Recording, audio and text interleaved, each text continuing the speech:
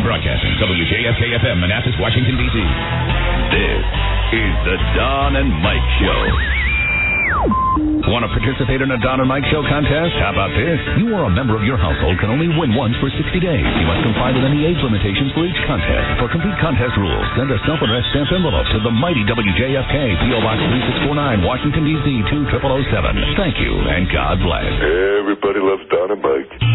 Pirate Radio, pictures of you, the Cure, little sweet Georgia Brown thrown in there to see how it sounds. 7:37, Pirate Radio, Shannon in the morning tomorrow. It's free.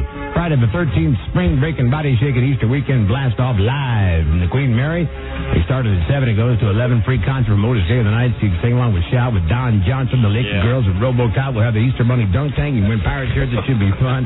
Fog, low clouds this morning, hot and sunny this afternoon. A high around 90 today. Between 87 and 90, depending on where you live. Right now in the city center, 61. Fun, 11 degrees. Now, who's checking traffic this morning anyway? Elliot, Matt. We never know who is going to be in the traffic room. Good morning. How much information can you cram into one thought there? That's amazing. That's a lot. I got an Easter Bunny dunk tank going to be there. Yeah, 621 City Center. Who's in that traffic? Elliot Ness, hello. Sunny high 94 today. Threw some Georgia Brown in there. Yeah. Got to come out with Don Johnson, RoboCop. I tell you, the Easter Bunny dunk tank going to be a good time. City Center temperature right now. Hello. Let's see how it sounds. Yes, who's on the line? We'll hear that one. Then we'll be all revved up for the show. Yeah. Radio Lyrical Pursuit Department, who's on the line? Eric Stupe. Where are you from, Eric? Don and Mike Show. Everybody ready now? Oh, yeah. Who's on the line? You can call Don and Mike anytime from anywhere in America. 877-365-3636. They're ready to believe you. Hello. Not started yet, Mike. Sorry. Do it till you're satisfied, Mike. Whatever it is. Okay, hi there, Jerry. Hello. Hi there. Hey, thank you. Thank you. Whatever it is. Our dad is dead. Hello. Oh, hi there. Oh, hi there. You know who you should talk about right now? Great American. Whatever it is. How your air conditioning. Heat stroke.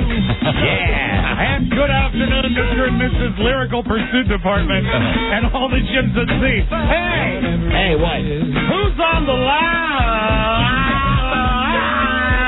It's Eric.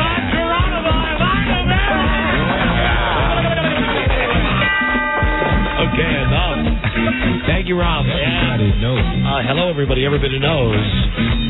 Everybody knows. Hello. Hi, everybody knows. Hello. Everybody knows it's the Don and Mike Show. And Mike, it's a new episode on this Thursday. 052605. Hi, Don and Mike. Buzz Burbank here. No, he's not retarded. No, he ain't retarded. You can call us from anywhere in America. 877-365-3636. From Canada, from Mexico, 800-636-1067. And if you're among the chosen few on WJFK in Washington, D.C., call 202-432-1067. We'll start today with BT Express. Yeah. Do it until you're satisfied. That's right. Do it, baby. Yeah. Let's do it. It's fun. It's a lot of fun. I see every single phone line is jammed. Wow. Hello there, Don and Mike Show. Hello? Hello? Yeah, you're on the air. First call, all the lines are jammed. What's up? Well, my name is Rainey. I'm calling about the American Idol last night. What'd you think about that? It was a good show. Yeah, Rob, you missed it? It was on last night at 8 o'clock. Don't tell me who won, because I hate... Okay. Are ye a man or a woman? I'm a woman. Oh, Mike, all woman. All woman, I believe. How are you? Do it there. Do it. What do you think about the ending? You're so satisfied. What about the ending? What do you mean when Carrie Deviled Underwood Ham won? I was nonplussed. Yeah. It was okay. I never made the prognostication on the air, I believe, but I did at home. call that in the audition phase of American Idol. Wow. Carrie Underwood. That's how. Well, that is how much she impressed me. But that's like a guy saying, "I've not said this to anybody." But I said it. I said it early on the show. I said. Oh, did you really on the show? Yeah. Oh, I thought you said you called it. No, but I mean, at home I might have said that when I saw her audition. But I said it early on in the show. I just didn't. I didn't marry her. You know what I mean, man? I didn't marry myself to her, which I should have done. You know how you married yourself to Bo Bice early on in the competition? Yeah. I did. Homo. Do I? You know, I never really made a big deal about Bob Ice. And I was thinking I should have, but she didn't impress me that much. American Idol. You know, I don't know. I'm like I said, nonplussed. I'm not excited. I'm not down. I don't care. I don't think she's the next big thing. I don't think he's the next big thing. I think she could be the next big, not the next big thing, but she could be very successful in the country format. Well, listen, first off, I think I know she needs something to calm her nerves before the show. I mean, I don't know if she's into light drug use. I don't know if she's into drinking, but she needs, I don't know if she's Are you thinking she's too pure? I just think good loving. A giving lover could probably take care of that. Or if she needed some of that penicillin before the show. All I know is that is one stiff broad when she's up there singing. And when she won, I mean, I thought that her insides were going to start coming out. She was adorable. I thought she was cute. Oh, I thought it was unprofessional as hell. I mean, everybody's going to say. Well, you wanted cute. The other guy to win. You wanted Bo Bice. You were a Bo Bice man. No, Mike, I really I didn't care which one really won. No, I mean either way. You didn't think she was charming? No, I thought at the very end when they said, "And here's your winner, Carrie Underwood." Now sing, dance, monkey, dance. Right. That's when you want the monkey to dance the most. You've been training the monkey. Right. You've been holding the banana in front of her. Now, can't you just feel her joy? No. Here's the thing.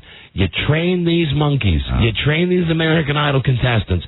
God damn it, I invested 3.5 months in this show. Right. When she wins... You want the best performance ever? Let me tell you something, sister. You got to sing from down there, which I'm sure has never been touched by human hand or anything else. You got to let it come from your soul. And she got up there and she went... It's a really great...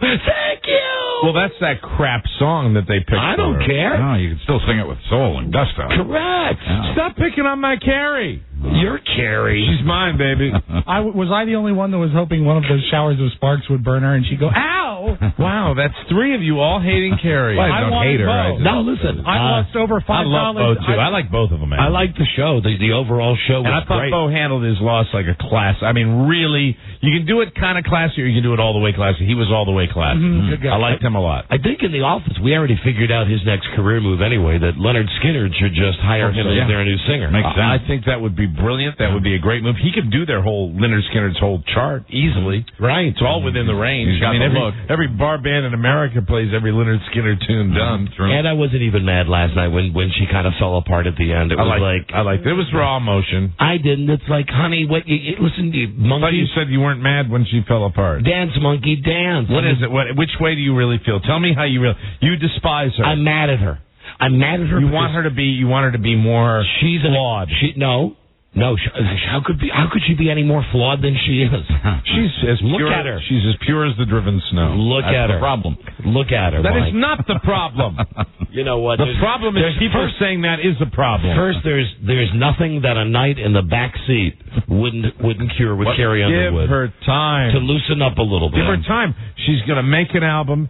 She's going to do the American Idol thing. Then she's going to maybe make another album, and she's going to be out on her own doing the country county fair circuit, and that's when she's going to go bad. Right. Yes. That's when she's going to explode. Yeah, absolutely. I don't know. And pretty soon she'll be coming in here going, yeah, I'm Carrie Underwood. The people don't understand. You think she could turn into Tanya Tucker? Yeah, absolutely. She'll marry Glenn Campbell. And she could turn into Tanya Tucker. Start doing coke. She could turn into Tammy Wynette, Loretta Lynn. They've all had their substances. Yeah, well, now, Loretta Lynn, at no time, even though I'm running down Carrie Underwood, Carrie Underwood is a piece of ass compared to Loretta Lynn. Oh, yeah. I mean, amen. So at least she's got that going for her. And Lotta. Hi, Joan. Hey, J-Law. Joan just Joan, I was surprised as you were. J-Law, right at the beginning of the show, what are you doing just here? popped in here. Hello. What are you doing here, Joan? The door was open. Yeah. He set me down with a message. Yes, the door is open. The door is open. Bad air conditioning. Have you noticed how hot it is in the studio? It's like a sauna, but our office is like the freezer, so. I wish we could switch. Sorry. I wish we could trade places, Joan. Did you watch American Idol last night? I did not. What's wrong with you? I've never watched it. Good for you, John. Oh, you communist. Watched last night. I didn't watch any TV last night. You didn't watch any TV and look at. And what did you do last night? Did you do something stupid like read a book? She's probably planning her next theatrical project. Actually, bingo. I was at a read-through. There you go. I knew it involved words. This woman, her passion is not here at Infinity Broadcasting. No. Her passion is the stage. Words are overblown. That's very Let me just say that to you. The written word. The reading of the written word. In play form. Yes, it is in all forms, Mike. In all forms, including this form. Totally overblown. Right. Really. Listen to it, watch it, don't read it. Don't read it. Reading is not fundamental. Don't read. It's great to see you, though, Joan. nice to see you guys. Have a nice Memorial Day weekend, Joan. Yes. I only wish that you had watched TV last night instead of reading your play. Mm-hmm. It's a read-through. Yeah. So it's the actual preparation for turning the author's words into the creation. Yeah. Yeah, if we haven't mentioned I it. don't know what's wrong with me today. Well, I know what it is. It's 1,000 freaking degrees in this room. I'm not kidding. I'm not kidding you this time, kid. Listen, all this week here in D.C., every day it's been 50 degrees Cold. and raining. Yes. Yep. Yesterday was the coldest day of the week.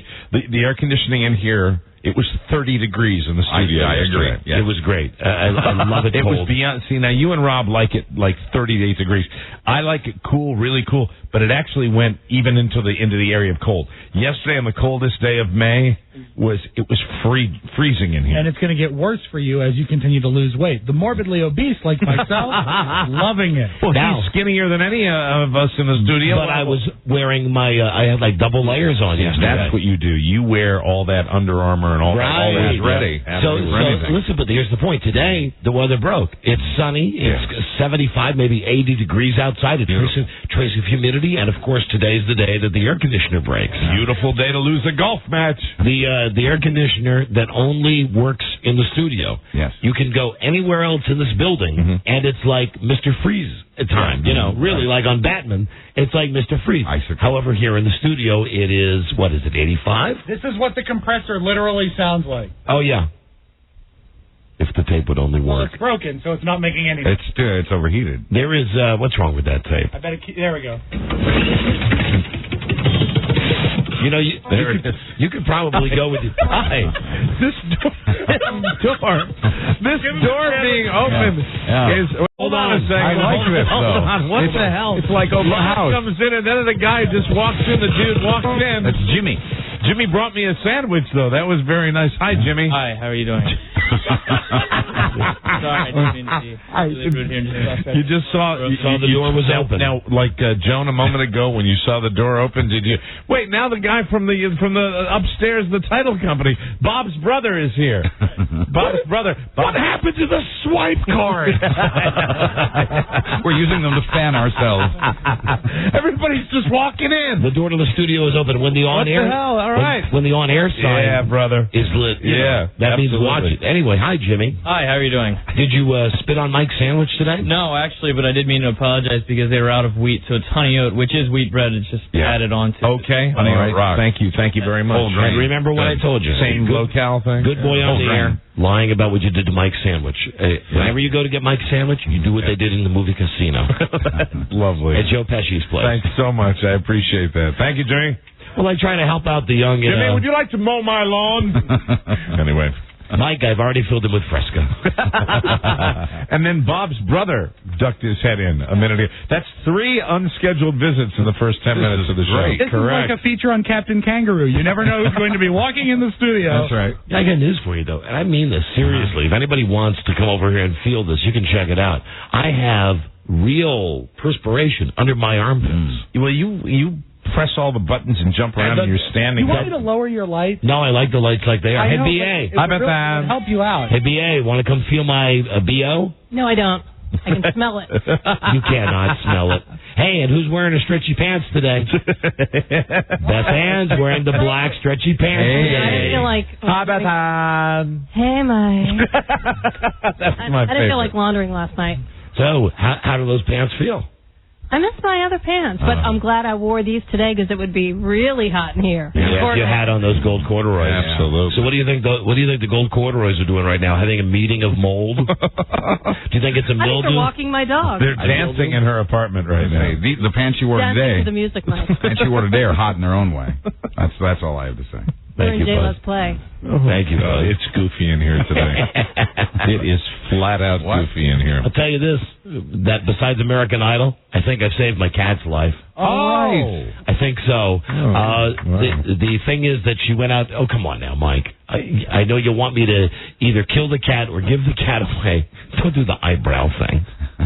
You know, come on. No, I'm happy. Anytime a pet is saved, Member of the family. All I know is that I got home last night after that the chat with my child bride about the cat.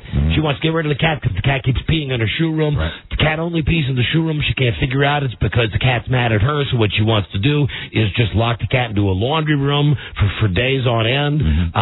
She went out yesterday, went to the vet, bought all this pheromone crap, bought a new litter box. Hooray! The cat is peeing in the new litter box. Yay. So the cat, I believe, has a stay of execution from staying in the laundry Thank room. goodness. That's a happy ending. That's the way it should end up. I know a lot of you lost sleep about that last night. That's why I was able to come strong to the microphone with that information. I was thinking of how I could make a pitch for the cat and how I could, but there's no way that I could have gotten it done. 'Cause you'd see right through it. As a matter of fact, if Miss Lucky is listening, there is someone here at the station who I know, like, and trust who has offered to take the kitty. Yep. Johnny Norman, our production guy, has offered. He has cats that are also declawed. He has a cat farm, actually. He raises hundreds of cats. That's true. And he makes beautiful, beautiful accessories. Yeah. No, I mean, he doesn't. Not out of cats. You know, and Mike, I was thinking about... Sometimes Buzz really gets me.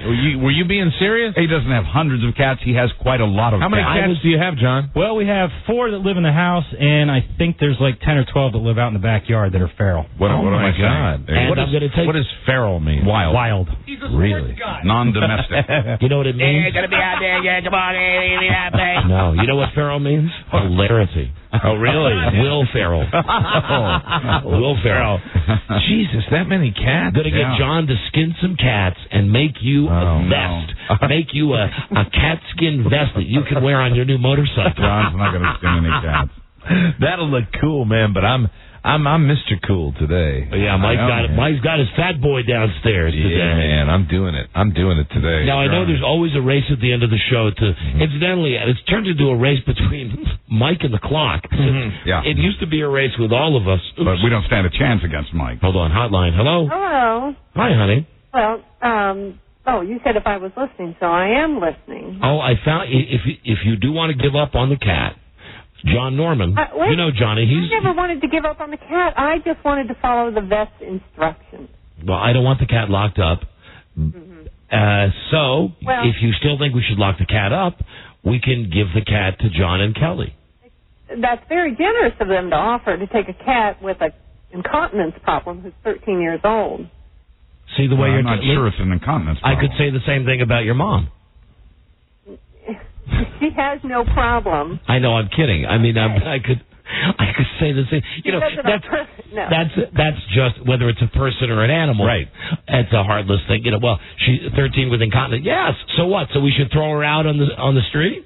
I'm not throwing her. Sugar, you are the one. You're locking her in the laundry room, and the incontinence, honey, is only in your shoe. Hey, how about I take the cat for a ride on my Harley? You know, I was thinking yesterday. What? That little helmet? Yeah, a little bitty helmet, a little cat helmet. That would be cool. What were you thinking, honey? an error calling you Dr. Doolittle because you don't do anything about the cat. I should call you... See, I am Dr. Doolittle because I do little. No, you're Dr. Do Nothing. Frida, you totally ignored my suggestion of a ride on the Harley, on the back of the Harley. my little joke. You're Dr. Do Nothing. That's what I've decided. Okay. Hey, listen, here's all I do with the cat. You're right. Focus. I don't scoop up the poop. You're right, I don't. However, what I do is I spend time with the cat. Now, we've had this discussion before. Quality time. I get out the peanut butter Well, what hasn't been I lay on the floor, and boy, does that cat purr. No, my wife was amazed to find out that when I come home sometimes at the end of a long day. Well, she, like me, must be disappointed in your loving because she is still, acting out. She, like you, disappointed in my loving. Because she's still in a bad mood. We have a lot in common. I offered a little rolling around on the floor with you the other day anyway. But if you were so affectionate and she was so happy with your affection, she wouldn't have this issue, would she? So this means you're going to be coming into work with, like, yellow sneakers. Listen, my only point is that I'm affectionate with the cat.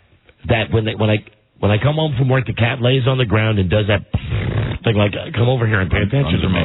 Yeah, absolutely. It's not enough, and she slept between my legs last night. Anyway, I'm trying to do better with her. Oh, God. She slept between your legs.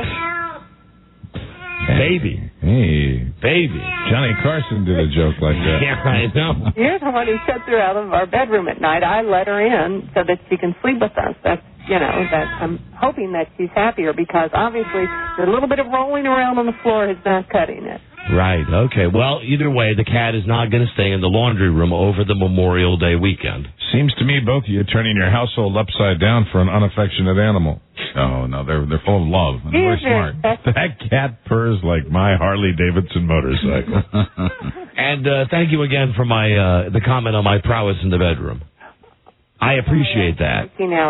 That's my version of peeing on your shoes. I'm sorry. I understand. All right, baby. Don't worry about it. All right. But really, we can't lock the cat in the laundry room. Well, really, we're having, as we often do, an argument for no reason because hopefully she's worked out her problem anyway.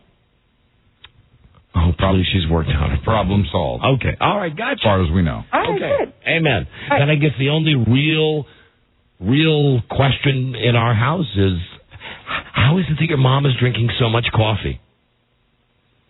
I don't see that. I think it's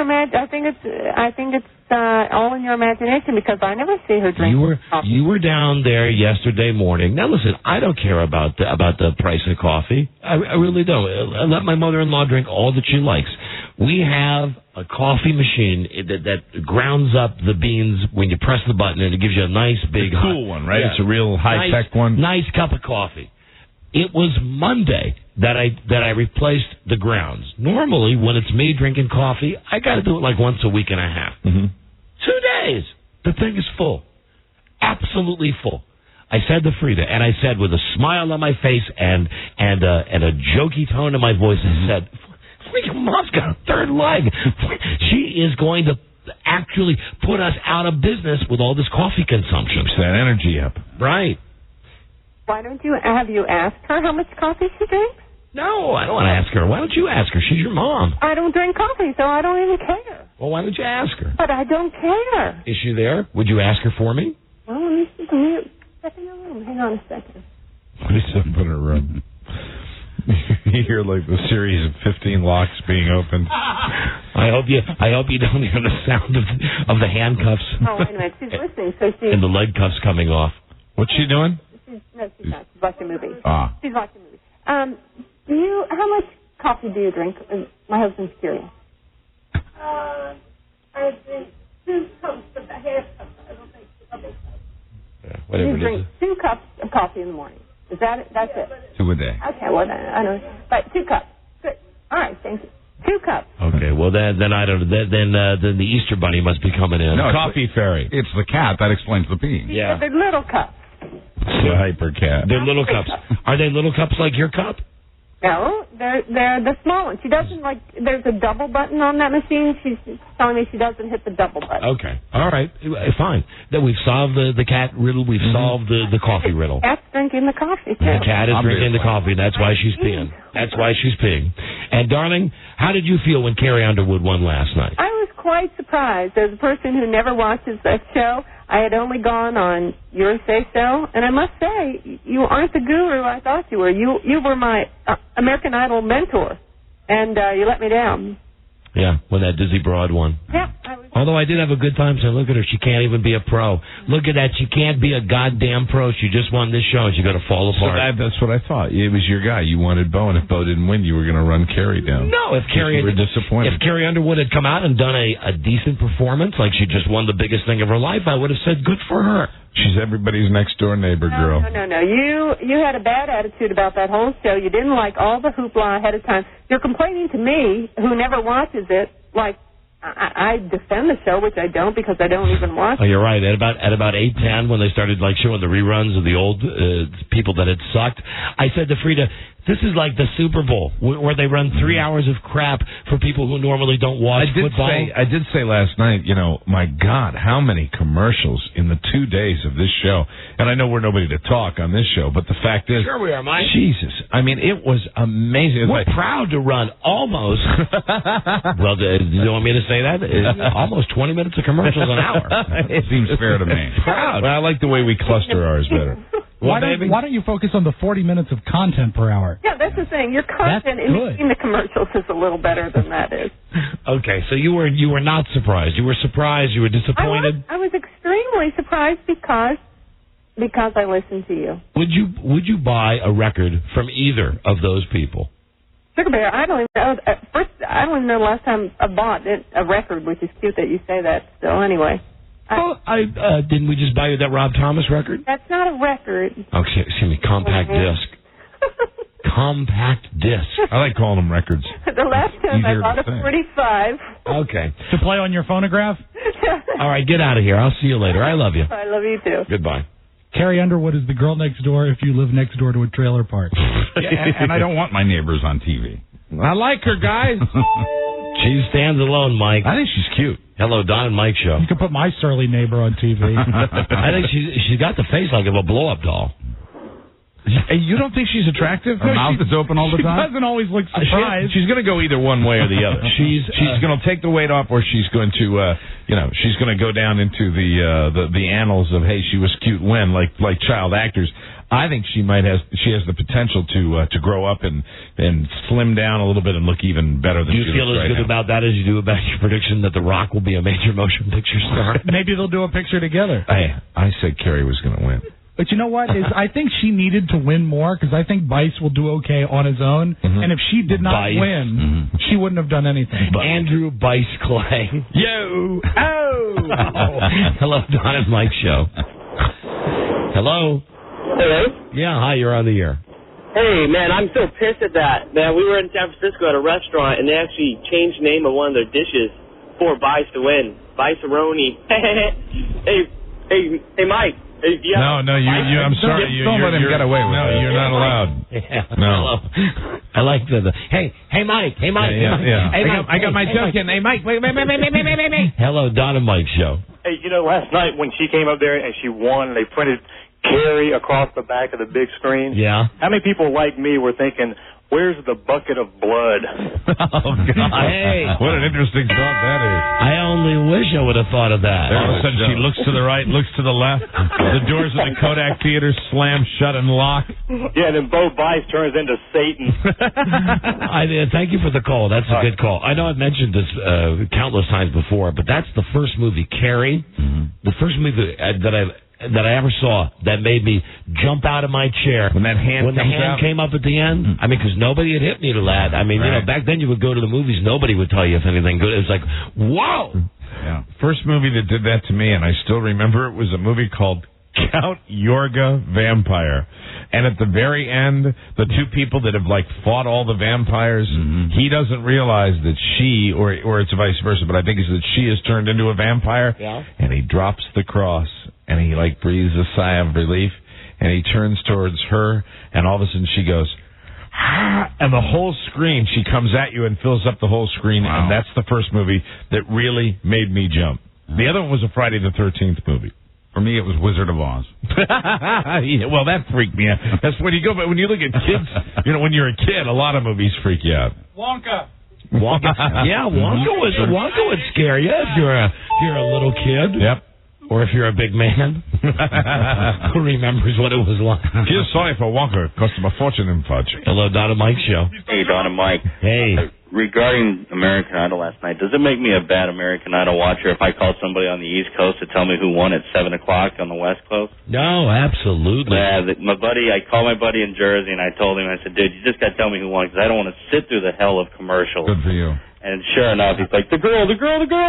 No, that's what I used to hate about living on the West Coast. At least, thank God, sports and stuff are live. But they used to even delay, like, the Emmy Awards and stuff. But see, I think you could make money off that, making a bet, couldn't you? You could make a bar bet with that. Say, on who's going to win. Make a bar bet if you were betting with an idiot. Well, exactly. Well, who else do you bet with? Hello, Don and Mike Show. Hey, guys, in regards to American Idol programming... Hold on. Your phone is like the worst we've heard today. Please start again. Well, okay, sorry. Buzz. Yes. Did you watch the finale of Lost last night? I did. What do you think? Oh, well, I kind of felt let down, but then I realized that the second season is just going to be twice as good. Right. Yeah, I agree. It was a cliffhanger, but it was good. I'm lost. It's an amazing show. I'm lost. I thought the best part of the Lost finale was the opening where they did the Beach Boys medley. Am I confused? Yeah, maybe a little. Hello there, Don. That's what they did on American Idol. Mike Show. No, I haven't watched that. All right. Hello. I taped it. Don't tell me who won. I watched the Amber Fry movie last night. What network was that on? It was great, because I've been writing a letter campaign to NBC to get that chick with the horse face from The West Wing. I keep saying, there's got to be a role for her. And finally, there she was. She's the perfect Amber Fry. Amazing. She was like an Amber Fry's twin, though. She seriously was. Yeah. And I did flip on that show when American Idol was over. And you know the stuff that they had that is true, like about Scott Peterson calling her? To see it played out, I found it disturbing and entertaining. And what an idiot the guy is. They show him. Oh, the guy is an amazing, not only a pathological liar, but a bad one. He's sitting in his pickup truck. He's eating a hamburger. He's got the National Enquirer next to her. Next to him. He's on the telephone with Amber Fry. He's in Modesto, California. She's like in Sacramento. Right. And she says, "Where are you at?" He says, "I'm in Belgium." Boy, it's great.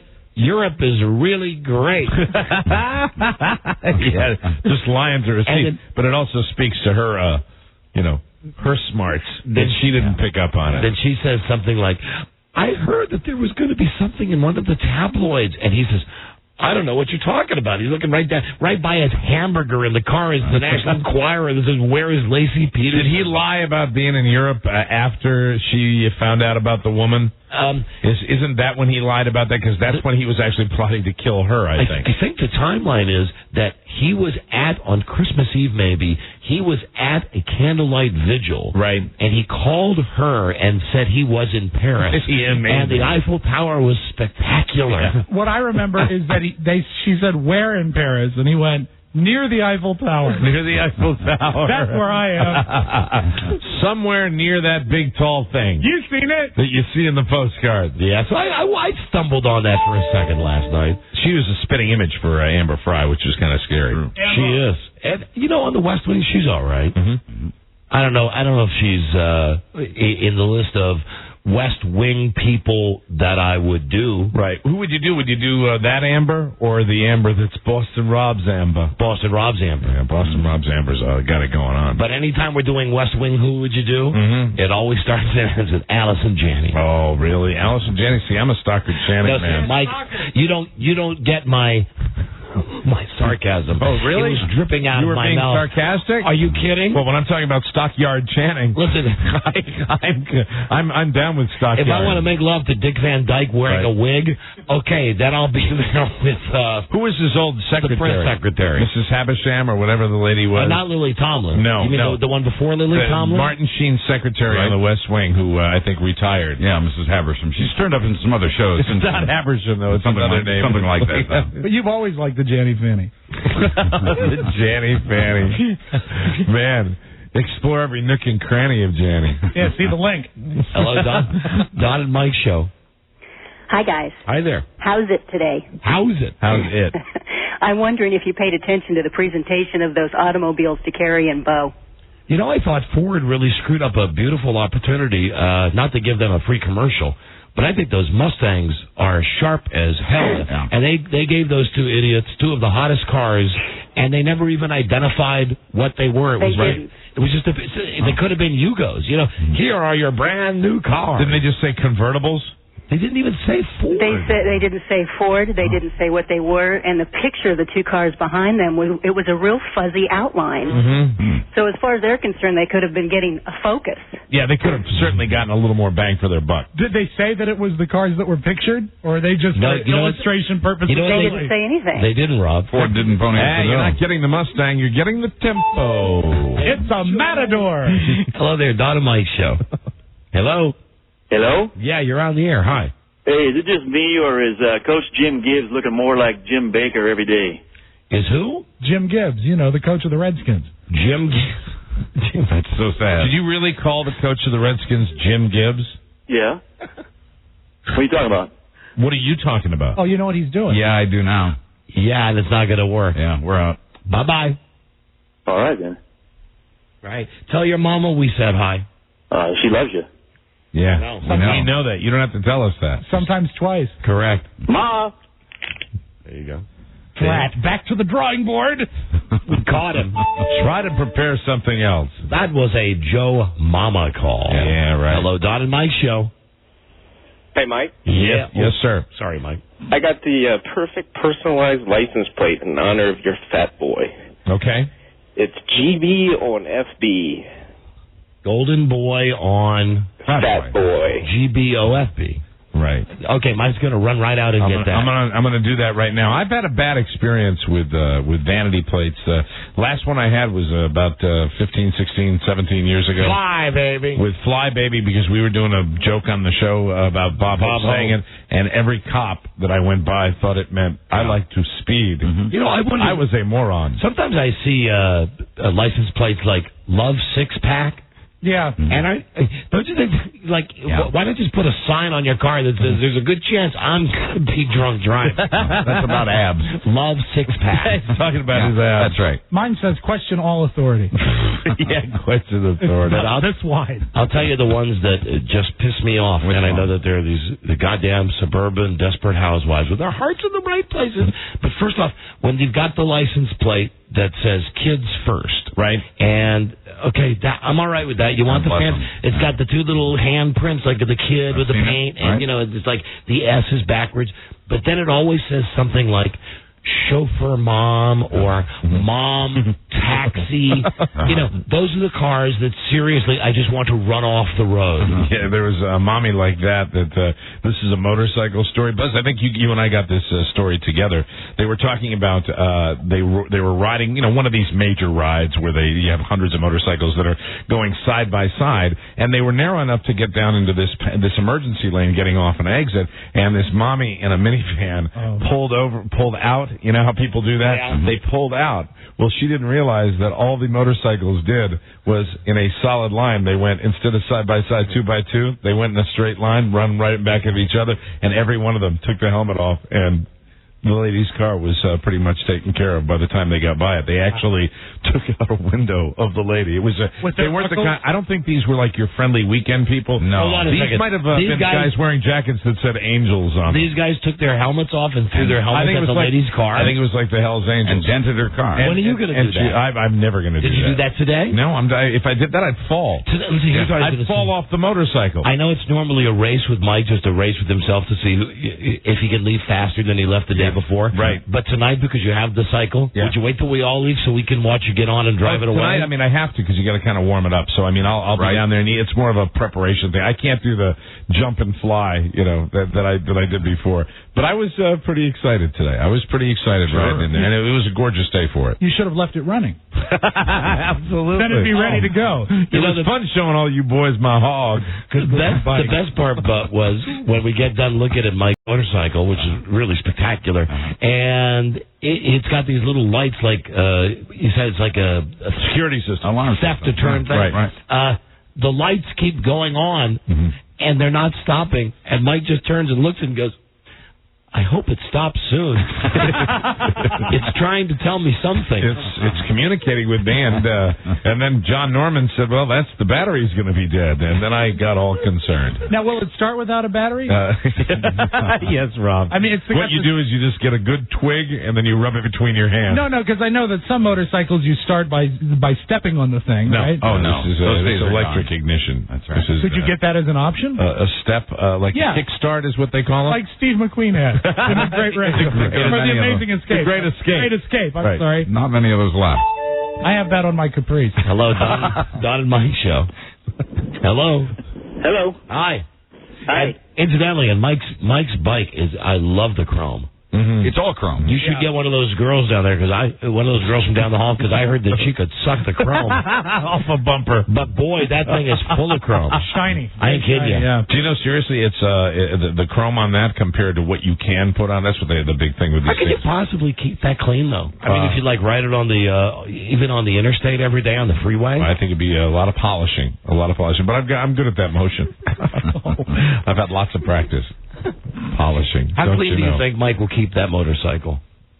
Can he hire it out? Would you hire someone to detail it once in a while? Is someone interested that I'm looking at? Not me. I'm sloppy by nature. Would you like to come out? Yeah, but I know you like money. Yes. You love money. How about polish my bike? No, of course I'll keep it clean. I think I'm not going to ride it that often. It's all about how much. If I rode it to work every day, it'd be a different story. Because it's not like a car. Because a car you can keep kind of clean, and people will look at it needs a car wash or something. That thing's got so much chrome on it, and I was afraid to touch it. Compared to some bikes, fingerprint on it. Compared to some bikes, that's almost the stock amount of chrome that's on there. I mean, it's really not compared. You can put so much more on there, like all the black bars that you saw on it can be. You can put chrome on that. Don't let Julie Foreman see it. But I'm getting because I heard that the chrome that thing with the chrome. Julie saw it when I pulled in today. Julie was coming out to her car. She came over to it. Was she on her knees? I actually had one exhaust pipe was all chrome. That's the one that's all black now. No kidding. Chrome completely gone. She sucked all the chrome right off it. Amazing. Hello, from 2 feet away. Dan. Yeah. Don and Mike. Thank you for waiting, Dan. No problem. I was just calling the secretary of Martin Sheen. Her name was Doris Landingham. Mrs. Landingham? And they wrote her off the show by killing her in a car accident. There you go. Right, Mrs. Landingham. Right on. But she's got a landing strip. That's... Is that where you draw the line? No. I'll discuss it with you. To a point. I'll discuss it with you. And speaking of ham. It's Landingham. Hello, Don and Mike's show. Yeah, I just hope Mike spends more time with his hog than he did with his pony. Well, it wasn't my pony, sir. It wasn't my pony. He bought the pony for his kids. Right. And the kids kind of lost interest in it. Right. Maybe you should put chrome on her shoes. Hey, I see the pony. What? Jay? Dan? What's your name? Jay. Jay. Yeah, Jay. Hey, I was actually wondering, Don, if you were going to log any time with the Adam West show tonight, the Ultimate Superheroes, Supervillains, Super Vixens show. I'm TiVoing it on Bravo, only because I TiVo whenever something Batman comes on. I feel bad for Adam West because he's doing the voiceover. Hi, this is Adam West, Bruce Wayne, of course, Batman. Join me tonight for the top 10 villains. I never met a girl like this. Amanda. Yeah, I'll TiVo it. I love Batman. I love Adam West. Hello, Don and Mike show.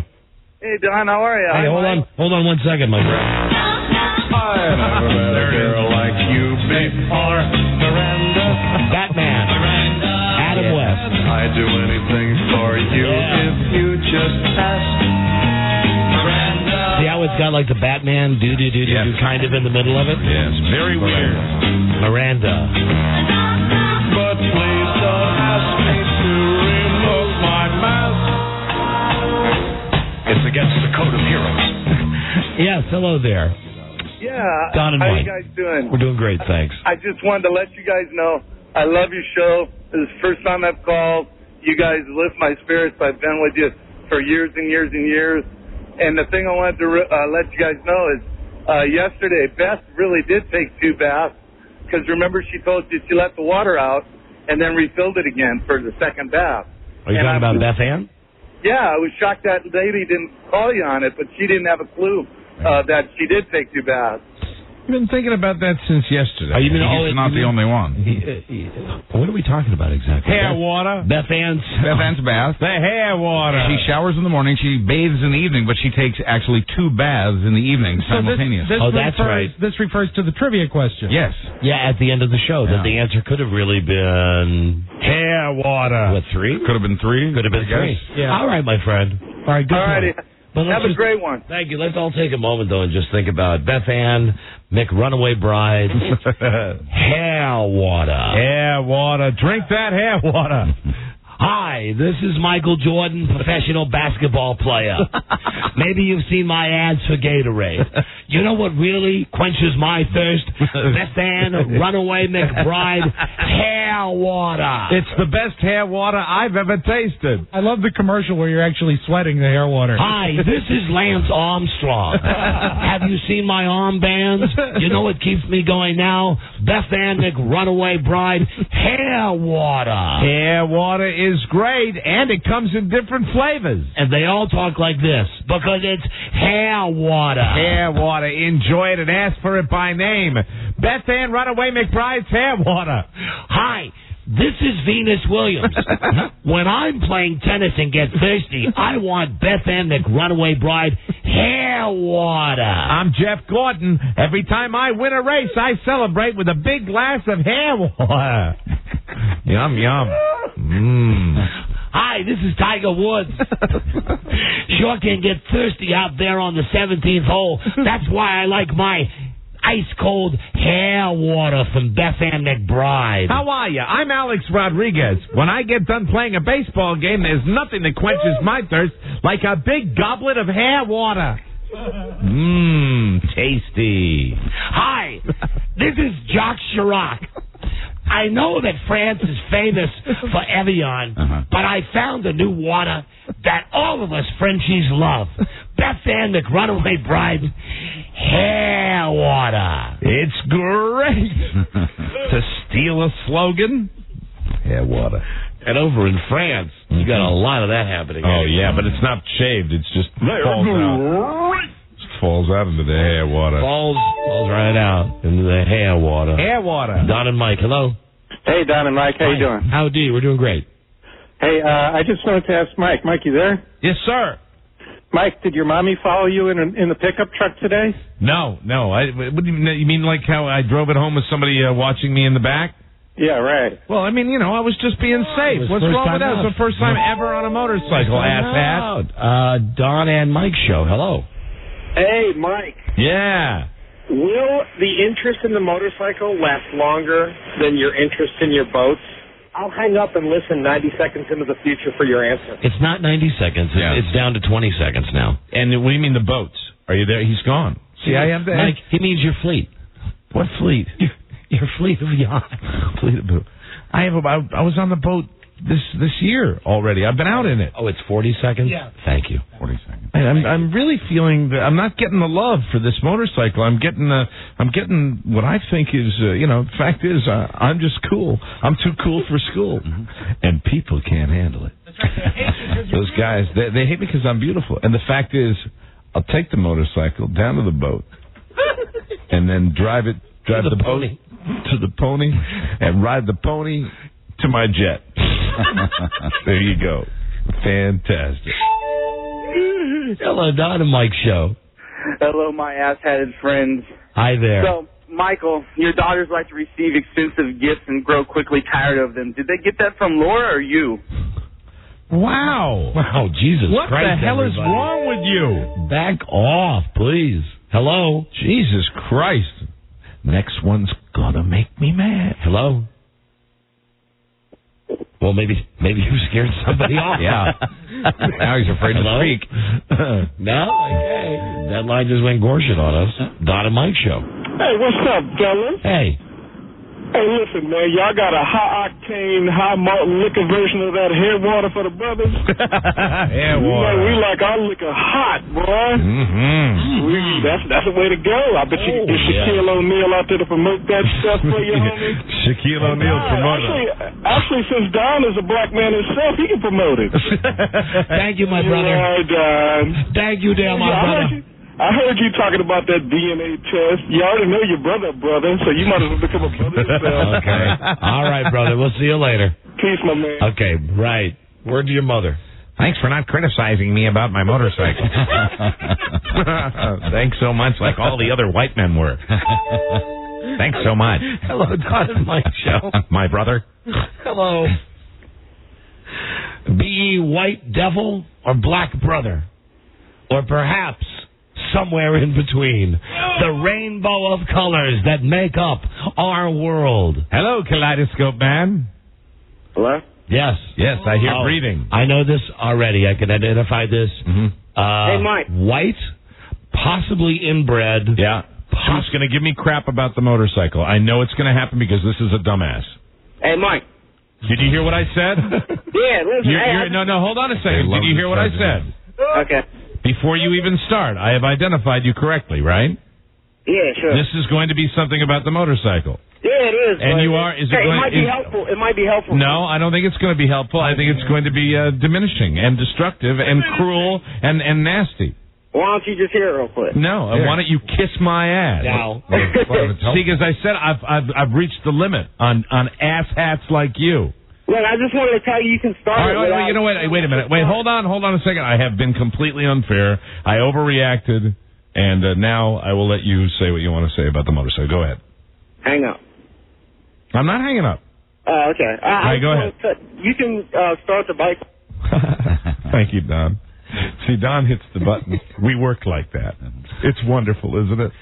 I think he may have wanted to tell you something. I don't know if he was calling to bust your balls or not. I don't care. No. Had to do a preemptive strike, Don. I mean, I've gotten 4 in a row. Don't worry, you're talking to King of Paranoia here. Yeah. Don't worry, I'm with you. Asshat. I don't think we should take any more calls. Whether it was they're all against us. Whether it was good or bad, they're all good. They're out to get me. And now we know we don't want any calls that are diminishing. Yes, diminishing. Yes, diminishing. That's the term. That's the term. Now, why are you piling on? I'm not. I'm just glad we put a label on. I can hit you.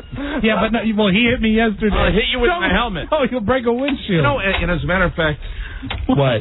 Since none of you have seen this, are you going to put your helmet on? And since we are really understanding the comedic value of this motorcycle, because it is not cool, it's still me, let me make you laugh right now. Oh, he's going to put his helmet on.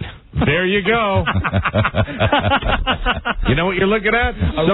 It's impossible to be cool with this on. Put the thing down. Yeah. Put the visor down. There you go. Ninja. Face shield. Adamant. Now it sounds difficult to hear me. Now it's easier. Now it's difficult. Now it's easier. You know, difficult, easier. Difficult, easier. I really know that. Yeah. Come on in, Joe. I know you love it. That's really for your protection. Yes. But I do think that in this particular case, it would be worth the risk of possible brain damage. Maybe you should ride the bike without a helmet. I think, I should break all federal laws and state laws and wear just like a bandana or something like that. Because now you got to do the safety thing. Hold on. We got to do this right here because we are. Look at that. Later than we were yesterday. Oh, my God. That's right. Now the axis of the world going backwards. Mm-hmm. Now we're going to, it's going to be yesterday, tomorrow, soon. I only have one thing to say. What? Hair water. We got a break. Be right back. This is the Don and Mike. This is the Don and Mike Show.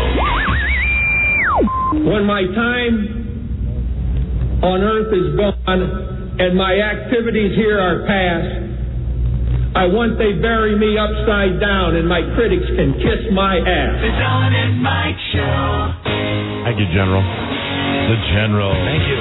Thank you. They'll still be here after they thin the herd. Don Geronimo and Mike O'Mara. And got another trip to Vegas to give away today. It's a trip a day in the month of May, courtesy of FlyEye.com, Independence Air. Don't forget your happy bag with Independence Air now flying to Los Angeles, San Diego, and San Francisco. All right. Independence Air.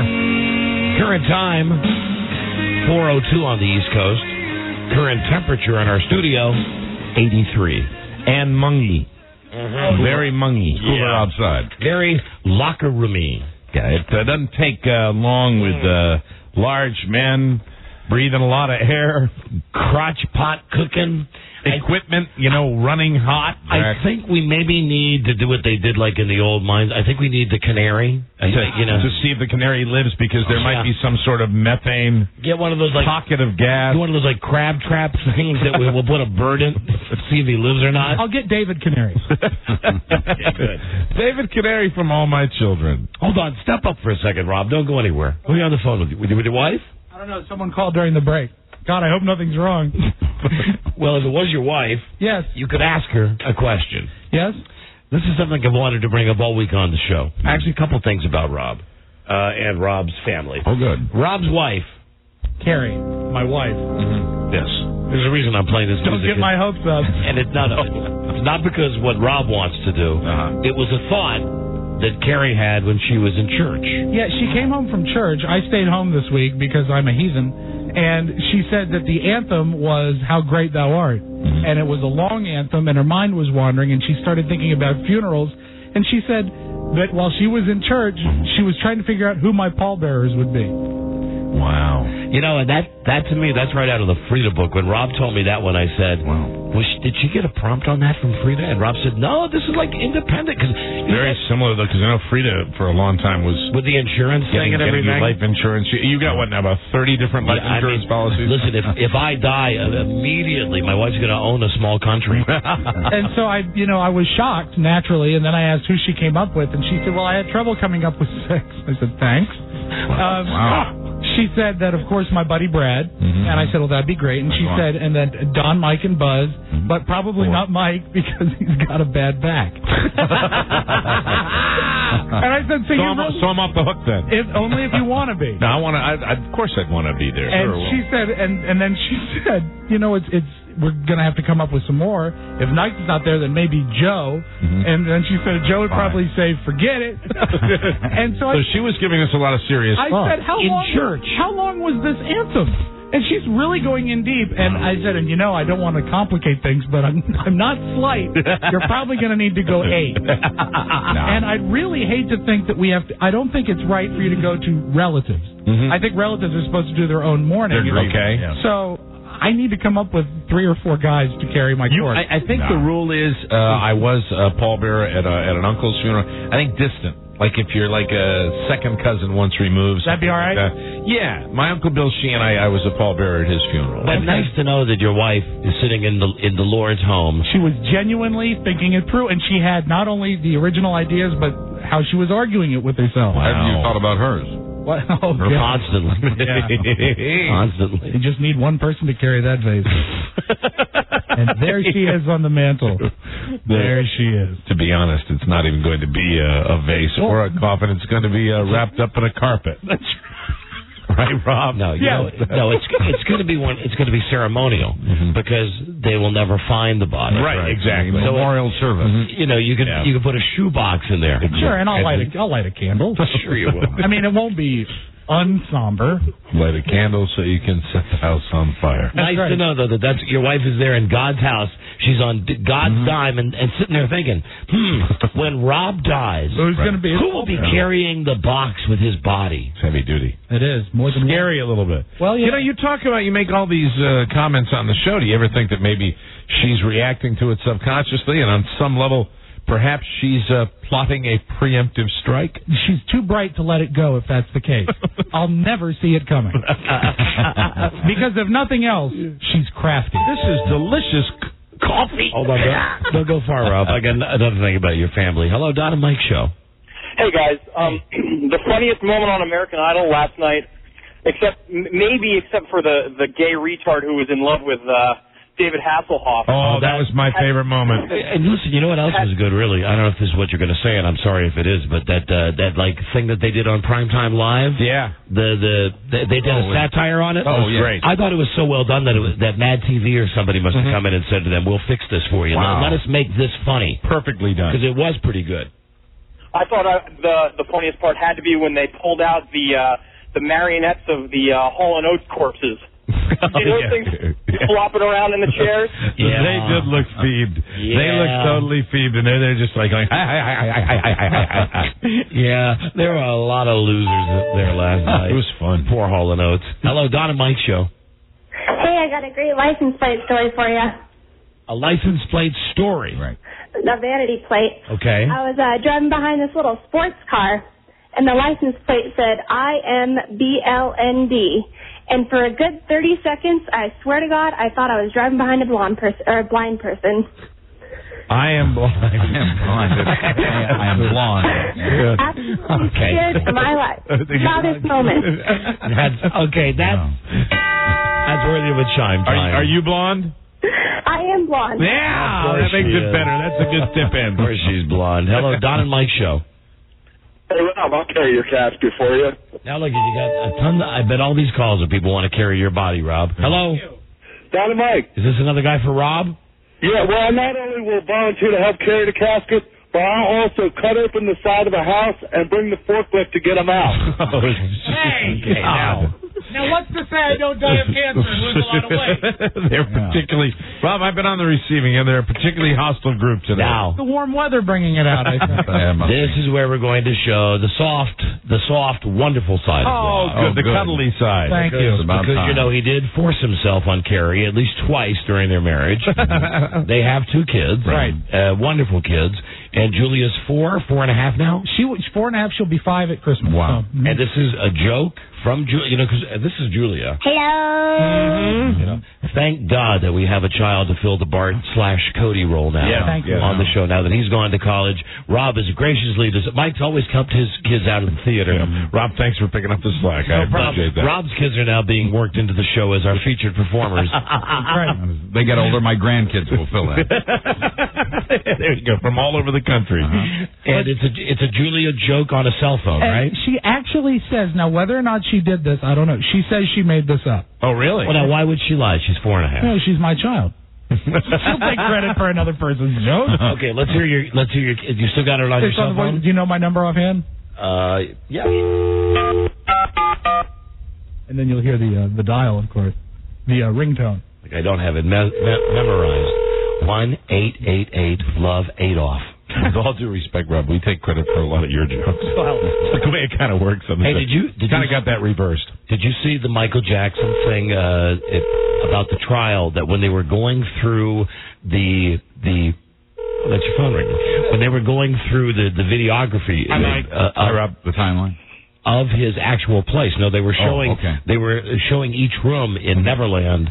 One wall had all kinds of strictly Hitler paraphernalia. Wow. And next to it... in Michael Jackson's house? Yes, and next to it was a collection of Three Stooges paraphernalia. Really? Yeah. Weird. I just read that today. God, famous comedian. Where's today's post? If somebody gives me today's post... You know, if he jumps off a bridge or something, he's going to be the next Elvis because he will continue to give and give and give. Do we have the Washington Post here today? They'll be finding stuff for years. Okay, we got Julia. Here we go. Message from...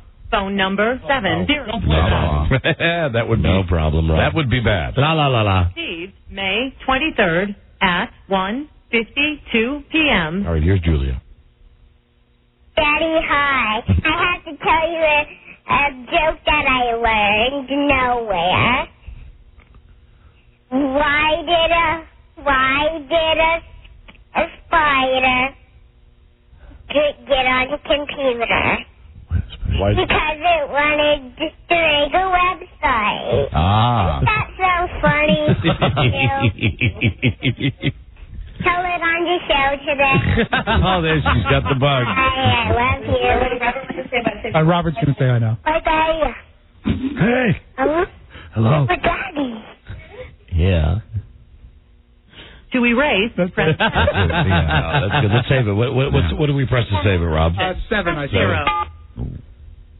Oh, I hope it's saved. Hi, Joe. You can tell that's Rob's kid because she laughs at her own joke and says, "That's so funny." Like her dad. Well, sometimes you have to remind Joe when the punchline is. Everybody's boy is coming in here now. It's the heat. Yep. Is that I love Robert on that. It's like, hey. That's his voice. Oh, I love little kids that have that raspy voice. Hold on, here we go. He is a riot. Isn't that funny? Yeah. And well, no, it is. I know.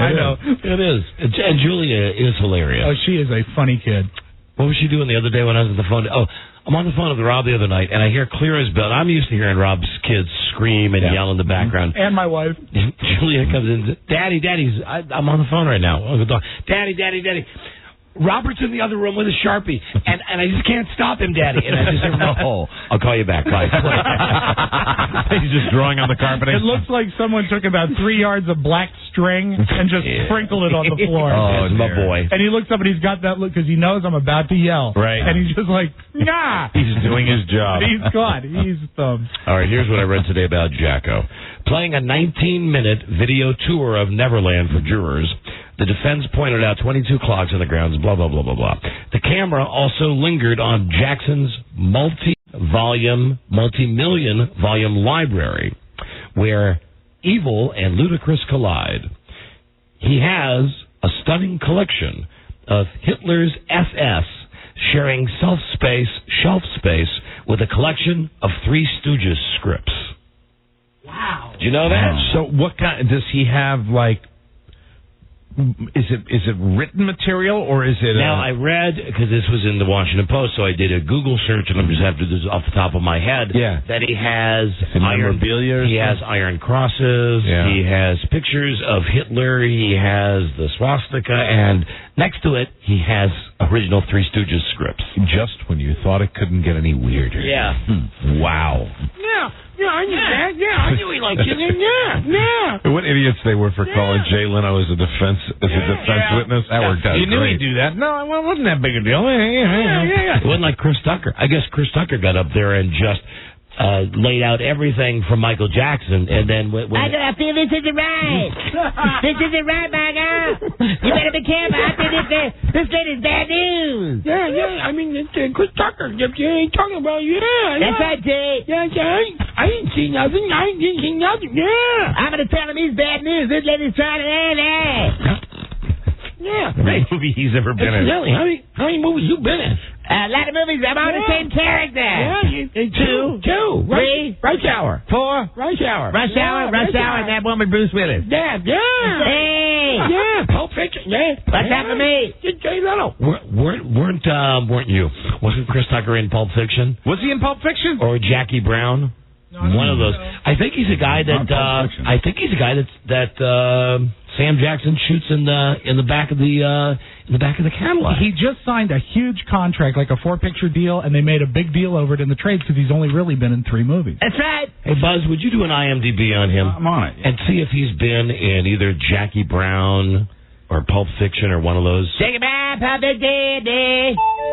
Chris Tucker. Baby. Mother Tucker. Make sure it's not Forrest Tucker. Hello, Don and Mike show. He's very good too. Hello. Yeah, I was thinking that the connection between the Hitler memorabilia and the Three Stooges is the Boy Scouts, because I always thought that the Boy Scouts were a combination of Nazis and Three Stooges. So, we know what Michael would want to do with Boy Scouts. Oh, well, I'm really glad you figured it out. I believe, Doctor, that analysis is shared by only you. Actually, the connection would be those Three Stooges shorts where Mo pretended to be Hitler. Hello. Which were funny. Very funny. Don and Mike. Hello. Hey, guys. How's it? Hey, how's it? How's it? Hey, I was wondering when Mike stuck his helmet on, if he... Yeah, sir? Yeah. First of all, hey, yo, pal. I'm here.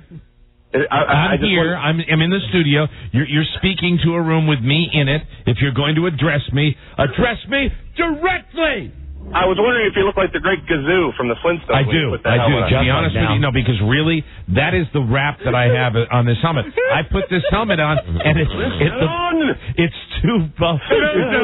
It's too bulbous. And that is when the Flintstones died. You hated the Flintstones after Gazoo. When they brought the Great Gazoo, I knew that they had run out of bedrock ideas. Yes. I don't think I have an unusually bulbous head. Why does the helmet sit so high on my head? That's my problem. Protection. Huh?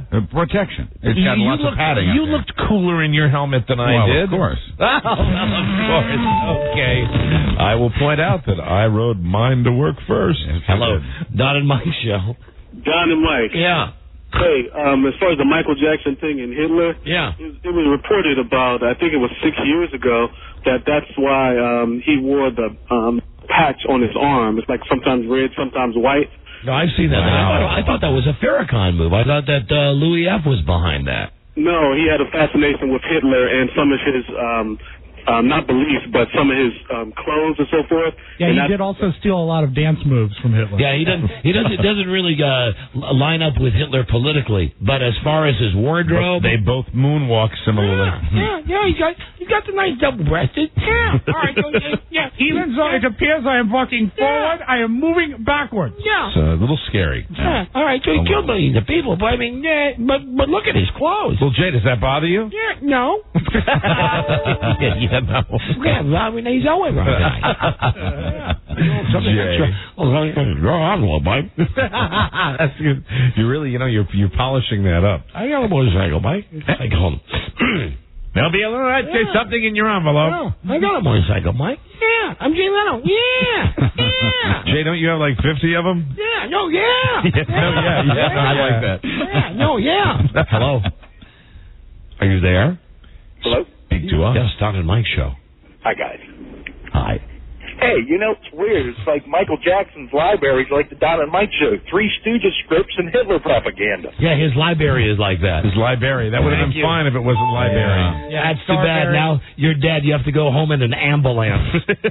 Hope you go by the library, though. Buzz, did you find Chris Tucker? Chris Tucker's been in 10 movies. It started for him in 1994 with House Party 3. House Party 3. But he was also in Dead Presidents, The Fifth Element, Jackie Brown, which is the one you were asking about, Jackie and Brown, all three Rush Hour movies. I'm very excited about all the movies I'm in, Jay. Isn't the third Rush Hour movie not out yet?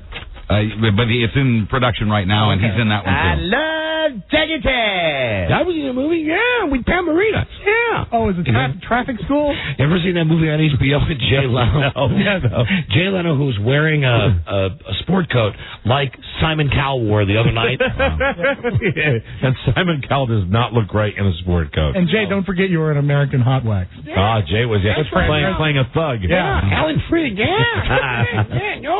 Yeah. Okay, hold on a second. What, that wasn't Chris Tucker? What is this? Hello, Don and Mike Show. Don and Mike. Yeah. Hey, that it wasn't Chris Tucker that was in Pulp Fiction. It was yes, but I believe, sir, that I had said either Pulp Fiction or Jackie Brown, and it was in Jackie Brown. Yes. And it was the scene where, because I know he just got out of the joint, and Sam Jackson goes to get his bond, and then talks him into getting in the trunk of the car, and they play Starberry Letter 23 by Brothers Johnson, and then he takes out a gun and just shoots his ass. Yeah. I'm sorry, I'm not a smart man when it comes to a lot of things, but something like that, trust me, I'm freaking Einstein. The guy you're thinking of the movie's Jackie Brown, right? In Pulp Fiction, you're confused because you're confusing him with Christopher Walken. And this watch, little man, I give to you this watch. I'll be damned if I'm going to let some greasy. All right. Thank you for the call, though. Thank you. Sorry that I'm so right about this. Yeah. And you're so wrong. I love the way you handle that. But I do love Jackie Brown. You should rent that movie. I will. You should. Have you ever seen it? Yes, I have. But I'll re-rent it since you told me to. Thank you. Good man. All right, thank you for the call. Bye, Slick Russell. May I speak to Larry King, please? It's kind of urgent. Very urgent. We got to do this. We'll be right back. This is the Don and Mike Show. This is the Don and Mike Show. Richard Gere's a real hero of mine. Sting would be another person who's a hero. The music that he's created over the years, I don't really listen to it, but the fact that he's making it, I respect that. The Don and Mike Show. You can call Don and Mike anytime from anywhere in America. 877-365-3636. They're ready to believe you. They're great. Thank you. And now, because someone has to be the dumbass, here's Don Geronimo and Mike O'Mara. 24/7, that's when our website is open. www.donandmikewebsite.com. Go to it and see all the fun things. For instance, on our website today, Buzz, yes, give everybody a very fast heads up on this. You got to go there before it gets out on the radio. All right. Go to the following website, please. GoodPlasticSurgery.com. Oh, no. We're gonna these are good. Oh, good. Courtney Cox Arquette, who is getting breast implants, and Lindsay Lohan, who appears to have lost her boobs. We'll have a link on our website. Here it is right now, Mike. If you look at Buzz's room, there is Courtney Cox Arquette, the before and after picture. Yeah, that's why we have a website, so we could talk about these pictures. You go there, the link is right there. Scroll down a little bit. All right. Let's take a look at Lindsay Lohan. Because there's a before. Oh my God! There's the before and after on her. Wow. Well, I tell you, she lost weight in the good places. Yeah. She's a mess. That happened. Yeah, she looks to me like that Ally McBeal chick now. Yeah, she's looking too skinny. Yeah, but not as pretty as her, I think. Lindsay Lohan. Much more Lara Flynn Boyle, in my opinion. And you know what else I've noticed recently is I've been wondering why when I see like a Volkswagen Bug, it's got a number on it, it's got a stripe on it, right? And I realize it's some like retard package you can get from Volkswagen because it's a the love bug thing. And who's going to be in that? Somebody good is in that. Somebody that we like. Lindsay Lohan, but Mike. besides Lindsay Lohan, Is Quaid in it? Dennis Quaid? But it's somebody else. I thought. Randy Damn it! Quaid. I'll escape you, Randy Quaid. Randy's the best Quaid of Randy all. Quaid. Quaid? Matt Dillon. Oh, is he? I think Matt Dillon's in it. Randy Quaid-lude. Matt Dillon makes me laugh. So that's on our website. We'll have a link there. Check it out, especially the Courtney Cox picture. Yes. Right. That she's got something going on there that she didn't have going before. And they got that kind of natural look, which I like. Yeah. I do love Shaquille O'Neal. Yes. What's up, dog? How are you doing? I do love Shaq. And I do know that when he worked with the Lakers, when he was, when his job was playing with the Lakers, he was a deputy sheriff. He would put on the uniform, right? Because he's like serious about being a cop. Right. Now I got this from the Miami Herald that Shaq has been moonlighting with the Miami Beach Police as an undercover officer. Now. Hold on just 1 second. We didn't recognize him. Yeah, right. He's 7'2", right? Something like that. 380 pounds, maybe the most recognizable athlete in the world. Hey, Shaq. What's up, Doc? How you doing? Look to me like you might be doing something you shouldn't be doing. Why don't you step over here for a minute? They say that cat Shaq is a bad mother. Show your mouth. How are you doing? I'm not Shaquille O'Neal. I'm Dennis Rodman. I'm not Shaquille O'Neal. My name is Andy Sipowicz. Hey, Shaq. My name is Andy. I'm undercover. Yes, Dennis. You a narc? You a narc? Damn straight. That's too funny, Shaq being undercover. Could he be like going out as Shaq and trying to get people to sell him drugs? No, here's what he's doing. He's going undercover online. Okay. He's not actually going out on drug busts where people would see him, but apparently he's good at finding the kid touchers on the internet. Because the original plan is him going undercover didn't work, where they set him up like Dorf. And it just didn't look right. Or they dressed him up as a woman. Let me see. 2 hours before they played the game on Monday night against Detroit, Miami came back last night. Dwayne Wade on fire. And fuego. Dwayne Wade.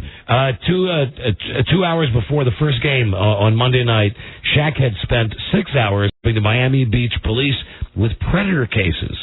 The cops say he is 2 hours training shy of being certified to make arrests, conduct searches, and carry a .40 caliber pistol. Oh, way to go, Shaq. Yeah. I like that, especially if he's doing some good on the internet. Good cause. Stop the car, please. I'm not Shaq. My name is Jim Rockford. Damn right. This is Barnaby Jones. Barnaby Jones was not even he was a doctor, right? No, Barnaby Jones was a detective. Was he really? Right? I was thinking Marcus Welby. Right. Mucus Welby, right. Yeah. Mannix. This would be Matt Houston. Hey, if you're Matt Houston, Shaq. Yes, Dennis. Can I read Colombo? What's up, Doc? How you doing? And hold on, we do have the answer about the new Herpy, the Love Bug movie. And I should have known this one, too. Hey, Craig in VA. Craig, go ahead, give it to us. Radio Gods. Yeah.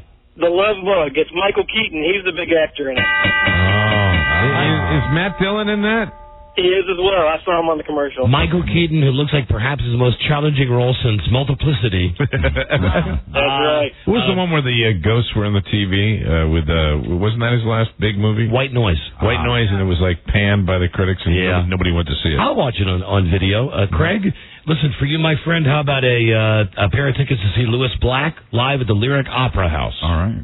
Beautiful. Okay, Saturday, June 18. Tickets on sale now at Ticketmaster.com. Thank you for the tip-in with Mike Keaton. Gross, I saw this on the news this morning. Big fat Garth Brooks proposing to big fat cow Trisha Yearwood at some big fat cow country concert. I thought Garth Brooks was like Mr. Family Man. He got out of the business to be with his family. What the hell's going on? Well, here's what he said. We don't have a picture of that on the website of them, do we? No, I just saw the video today, which is why I wanted to discuss it. They were at some concert or something, and I mean, he's a guy, I thought that he was fat, then he was skinny, then he was fat again. Now he's just nothing but fat, and she could be on One Life to Live. That's how fat she is. The best thing is they were at a Buck Owens concert event to unveil a huge bronze statue of him. Buck Owens is still performing? They were at the Buck Owens Theater, and it was the Buck Owens Memorial Tribute to the 9 greatest country performers ever. I'm picking, and I'm finished. This is where you get in trouble with Rob. Like I say to Rob, did you see Garth Brooks on TV? No. Hey, he says, I'll do some research. Then he comes back. All I want is, I saw fat Garth Brooks, and I got to sit through 10 minutes about everybody that got a goddamn statue. Yeah, but Buck Owens, big bronze statue of Buck Owens, made you laugh. So I guess Carrie Underwood could tour with Trisha Yearwood and call it the Wood Tour. Really? Be awesome. Lack of. Carrie Underwood, I've mentioned doesn't do it for you. Under the Wood, no way. Watch her grow up. All right, I make a prediction here. This is just like The Rock, being a major movie star. Yeah. At some point, Carrie Underwood will move into the land of hotties, and she's pretty close now if they treat her the right way. If Trisha doesn't swallow her whole. Don't eat me. That's the only reason I want to see The Longest Yard, because of that one scene where Chris Rock says that. I just don't want you to eat me. Hello, Don and Mike Show. Hello. Hey, Don and Mike. Hi there. Hey, if Shaq has so much free time, why does he spend some of that time working on his free throws? All right, my friend, that's a topic for somebody in the coach on some Sports W fan show. But thanks, we do appreciate it. Sports Radio. Hey, it's got the 2020 ticker coming up. You're on with the Bum. How are you doing? Why don't you call me back? He's got game. Man, I tell you, I'm loving the kidney. My wife's birthday, I only mentioned this, but shut up with that. I only mentioned because, she went through the phase where she wanted a party. Right. And I actually looked into finding, has-beens to perform in her backyard for her. Yeah. Here is some investigating that has come back now. We've decided not to have the party. Right. But I did throw a lot of stuff out there. These are actual, true prices. If you want to have Bon Jovi play at your birthday party, which I did, it is $1 million, Mr. Powers. Mm-hmm. If you want just John Bon Jovi to do acoustic stuff like that awful Wanted Dead or Alive, $500,000. If you want Destiny's Child, they charge $850,000 to play at your birthday party. Come to the party. Paul Simon, that's $1 million. Beastie Boys have done bar mitzvahs for up to $600,000. Now Ludacris is a bargain. He's $100,000. Oh boy, that's nothing. And Carrot Top can be had. You want to guess how much Carrot Top is? $11,000. No, come on, really. That's a serious guess. $100. $50,000. $50,000 for Carrot Top, and he gets it for kids' birthday parties. Jesus, how sick is that? Also, then I got looking at some other link, and I found out that Ashley Simpson was at a kid's birthday party in New York over the weekend. She got paid $35,000 a song. She sang 3 songs. Wow. Mike Myers. He will do birthday parties. He'll whore himself out like that? $2 million. $2 million. Good for him. Do you know how much he's getting to put his voice in the Shrek 3 video game? How much? $19 million. Oh, my God. And wow. Then I'm continuing to search and see what about, speaking of Courtney Cox, does she do this type of stuff? No, she doesn't. David Schwimmer does. Schwimmer does? Of course. David Schwimmer will come to your house for only $500,000. $500,000 worth it. And also, the British tabloids say that all of the 6 Friends members have been offered $18 million each to make a Friends movie. Now, I don't see how that could work. That's too much money on the budget to begin with. Right. The only person that has said, I'll do it? Joey? David Schwimmer. Schwimmer! David Schwimmer. Because Joey's got Joey. Boy, oh boy. Yeah, barely. So he really needs the money. Yeah. And listen, about our website. Have you been there? Have you clicked on the Paris Hilton link? Have you seen her link? I mean, really. Yeah, it's good. It's spectacular. We have another Paris Hilton link today. It's from a British tabloid that says Paris Hilton was spotted dancing on tables Monday night at some club and touching herself. Oh. And there's supposed to be a picture that comes with. So now we have another Paris link? Mm-hmm. God bless her. She lifts her dress up, puts her hands down her pants. Wow. And was pouring drinks all over herself. Oh, what a good girl she is. Isn't she great? She doesn't disappoint. And that commercial is without question the hottest. I think maybe the hottest commercial I've ever seen on TV. And I love the hypocrisy of watching the Today Show. The last commercial that was that hot would have been the Doritos ad, where that lady walks through the room and the guys all freeze. But I mean that's nothing compared to this. She's got it. I'm watching the Today Show, and they got Good Morning America.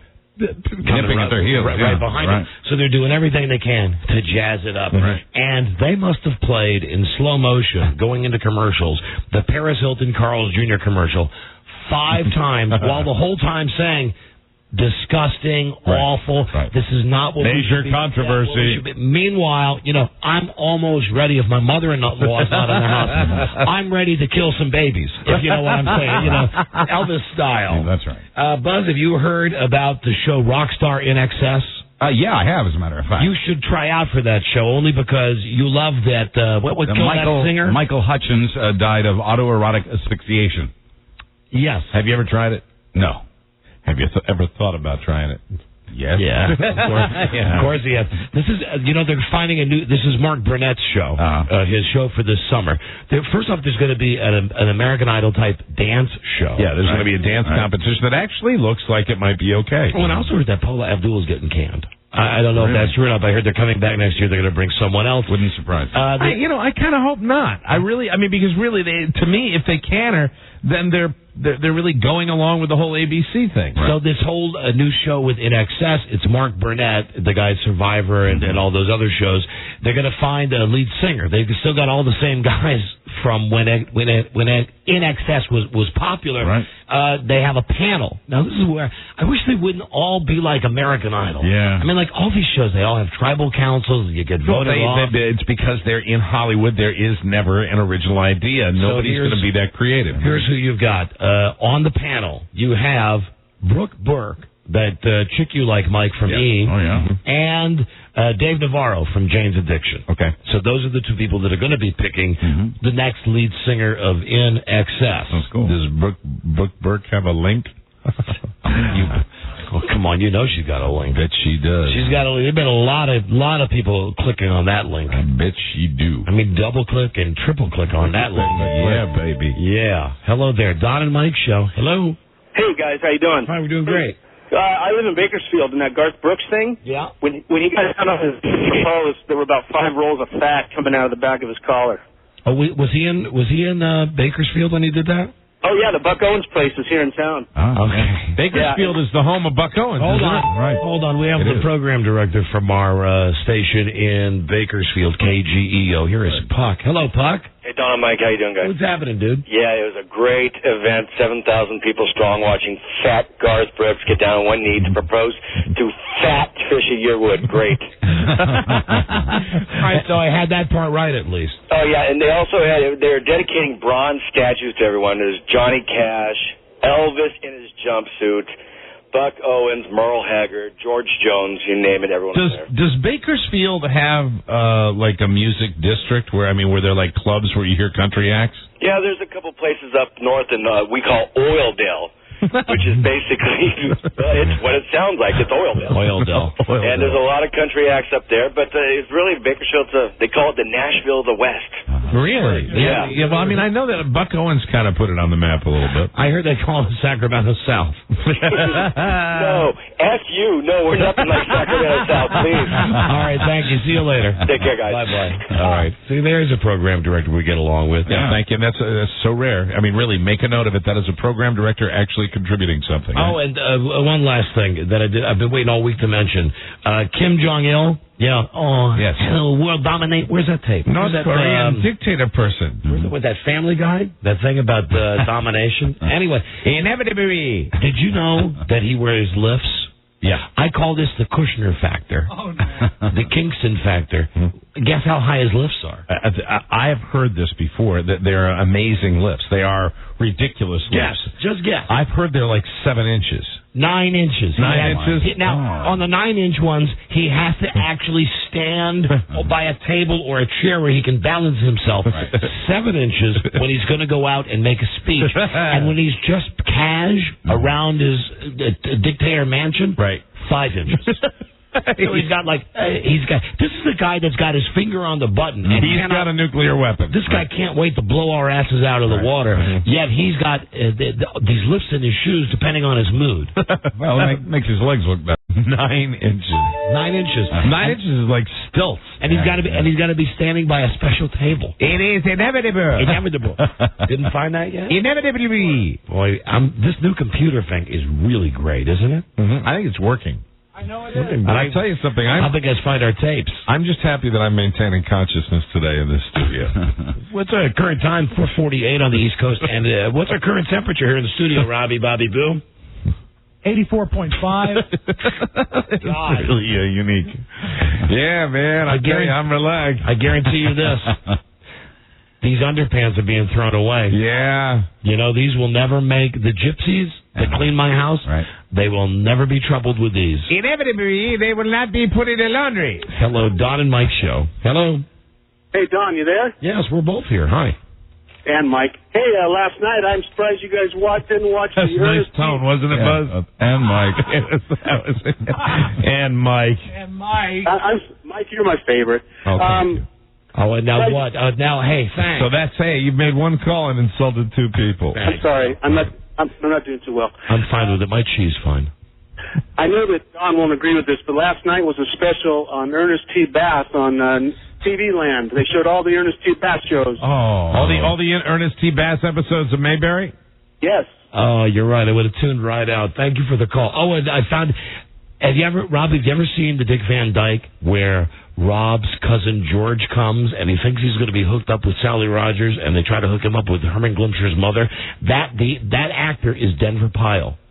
Is it really? It is. I hate that guy. Denver Pyle with mustache or without? With mustache. With mustache. Denver Pyle, and I realized, Mike, when I was watching the Dick Van Dyke a couple of days ago, that's where my real hatred of Denver Pyle started. Okay. Before he became one of the darlings. All right. Or maybe, chronologically, maybe I think it was Dick Van Dyke. I think it was the Darlings, and then it was Uncle Jesse after that, right? That's right, and he's been in a lot of westerns, too. Yes. I did some research this week, and do you remember the Dick Van Dyke where they go to an auction? Yes. The auctioneer is the guy who did the voice of Fred Flintstone. Oh, the original, what's his name? Alan Reed. Alan and Reed. that's the only time you can see his face that I could find. Mike? Hello, Mike. It's just too goddamn hot for you to be doing stuff like that. I mean, I'm really serious. If you wrote that down and gave it to me on a piece of paper and I read it again to our listening audience, they'd all understand. There is that is the episode of Dick Van Dyke Herman Glimcher played the guy. No. The Dick Van Dyke that he's talking about has the guy who was Fred Flintstone, the real Fred Flintstone, in his only on-screen appearance. Okay. I know what you're saying, BFT. I know that. It's no, I mean on a certain level, I suppose it's interesting. Do you think it was hot in the Stone Age? It was very hot, humid. But it's so funny because when Buzz lived there, he wasn't hot at all. No, it was cold. It was cold. Very cold. No kidding. Kiss. Let's change topics. Okay. We need music like this. I'm going to give away a trip to Las Vegas today from Independence Air, flyeye.com. Get your happy bags and all that jazz. Independence Air, the official airline of the Don and Mike Show. And we've got from our College of Rock and Roll Knowledge 82 different songs.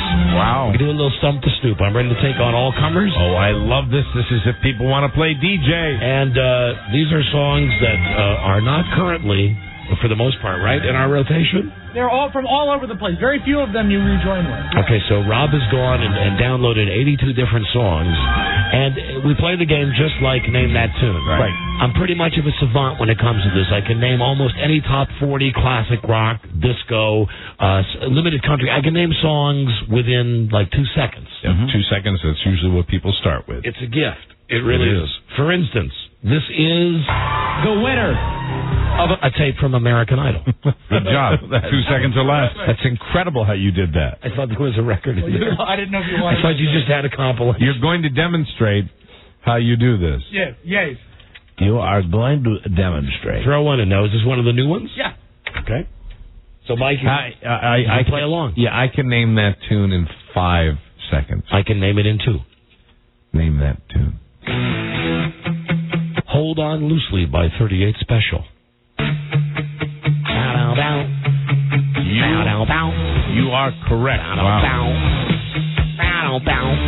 You know, I always thought that they kind of sounded like a redneck Boston. That's a good comparison. You know, they got the guitars going. That's another band that Bob Ice could be the front man for, is 38 Special. Yeah, but I'd really love to see him hang out with Leonard Skinner. I think that would give a new energy to that band. We'd be able to sing the King's Dominion. Yeah, in Hershey Park. All right. You got one more? Yeah. Well, we got 80 of them. Okay. I'll name it in 3.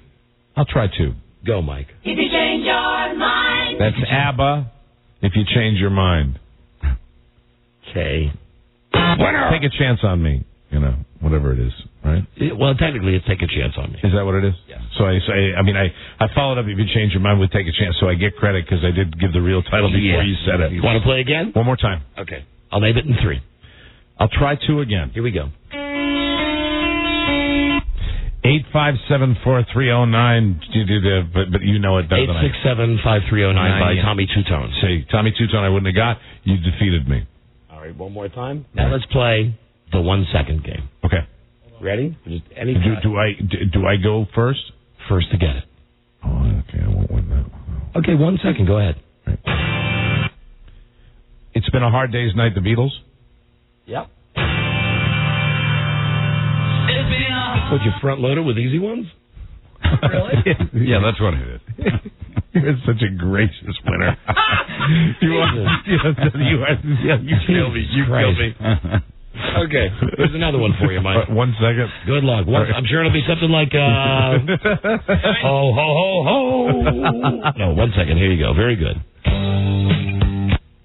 No, I have no idea. Magic by Olivia Newton-John. Are you feeling better now? Yeah. Bet your ass I am. See, the thing is that Beatle was just such a gimme one. That Beatles one was and the listeners aren't going to tie you like I did. We're not tied, because now we're going to a tiebreaker. All right. I'll name it in 3. 2. What, Rob? Point of order. It was a little more love, but it was Olivia Newton-John. Oh, so that's negative numbers. Oh, I have taken the lead. I'm just kidding. You have. This is your thing. No, I can't. No, I got lucky. Hard Day's Night. Come really. On, all right. 2 seconds. 2 seconds. Abracadabra. No. Go ahead. Abracadabra. Steve Miller Band. Yep. Really no need for me to do this bit anymore. That's good. I have never won. What'd you get with Mike and say, Mike, tell me some of your all-time favorite songs? I'm going to be email, didn't you, Mike? I'm going to be leaving the studio written on his wrist. I don't even enjoy playing this game. Listen, boy. Hey, boy, get to the questions, boy. Now you got to play the 1 second version. Okay. Hot shot. All right. Addicted to Love, Robert Palmer. Yes. Good for you. I don't know. I'm just on a roll. Maybe it's the heat. I don't know what it is. 1 second. Here we go. Come on. Do what I do all the time. Make it look like it's really easy. 25 or 6 to 4 Chicago. You're giving him like music of your life. I do it. It's crap like Soldier Boy. He does it. You're giving him the goddamn greatest hits from Oldies 100. Congratulations, Mike. Here's another one for you. Don't be sorry. All right. Afternoon Delight, Starland Vocal Band. Right. I'll be leaving now. Just kidding. I'm not kidding. I mean, I'm doing it. I'm not faking it. I'll be leaving now. I'm not. I don't. Here you go. Take another one. Go ahead, Kreskin. Here you go. I don't know. Oh, come on. Don't patronize I'm not me. patronizing you. Don't patronize me. No memos, it'll do. Back in Love Again by LTD. Would not have had it. Yes, you knew it. Now stop that. Yes. I'm playing the game legitimately. I am playing the game legitimately. Here we go. Here's another one. Tainted Love? Always Something There to Remind Me by Naked Eyes.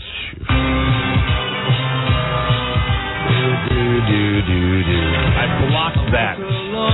I hated that song about as badly as I hated any song. You're much sharper at this than you've ever been. I want to tell you something, my friend. We may not have to play with our beloved listeners today. I just might have to be me against you today. One-on-one. We might have to have our lightsabers.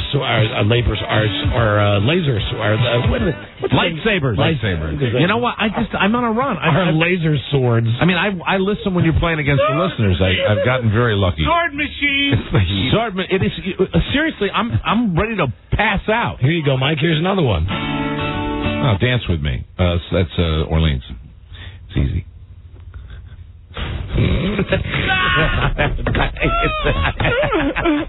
This has never happened before. No.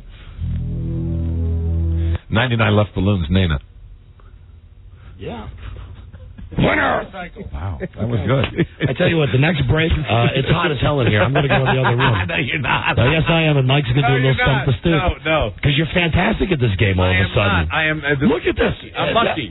No. I'm lucky. You've tapped into this knowledge. You've tapped into this. It's only because I've been working with you for 20 years. Do another one. Things We Do for Love by 10cc. Wouldn't have gotten it.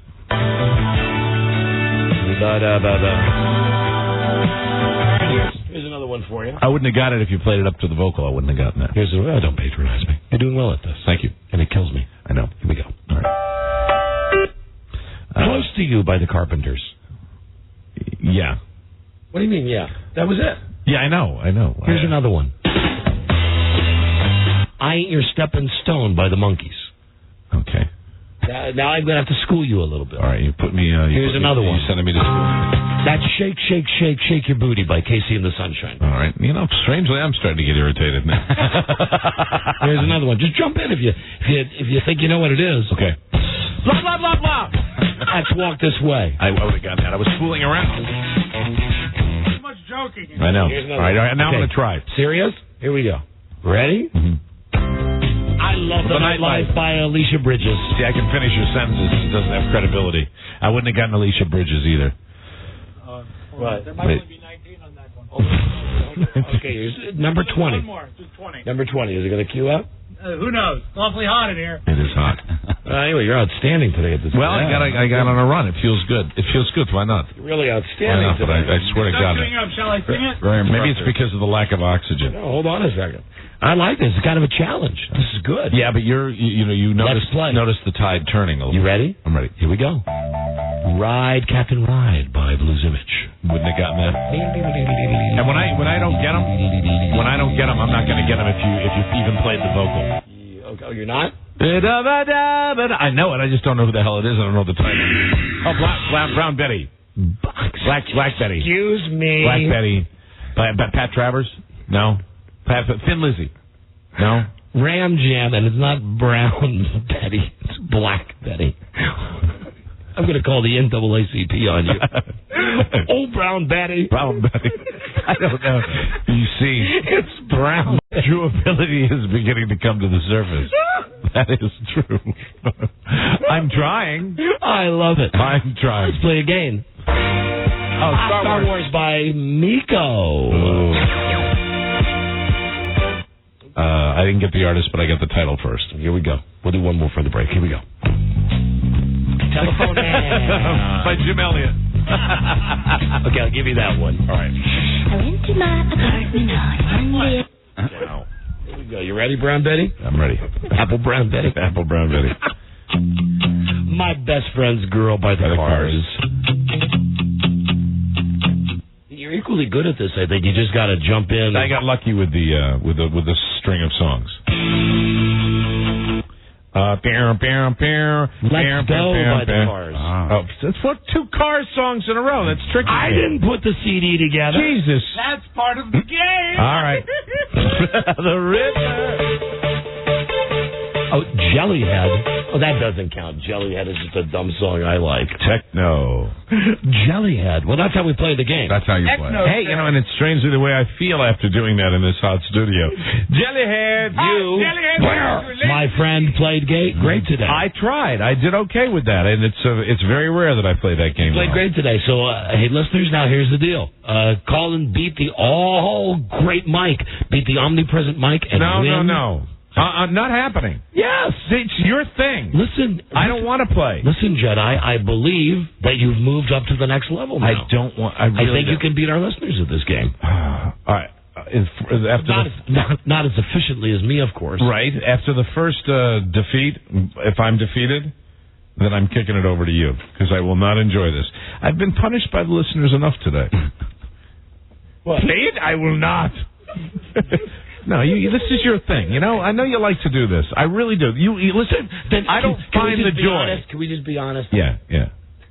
Then why'd you have to upstage me? I guess Hey, you. It wasn't in the script. Kidding you, Tiger. God damn it. I'm kidding you, Tiger. No, you please, you do it. Boy, playing the hits. It's hot, and I just don't feel like it.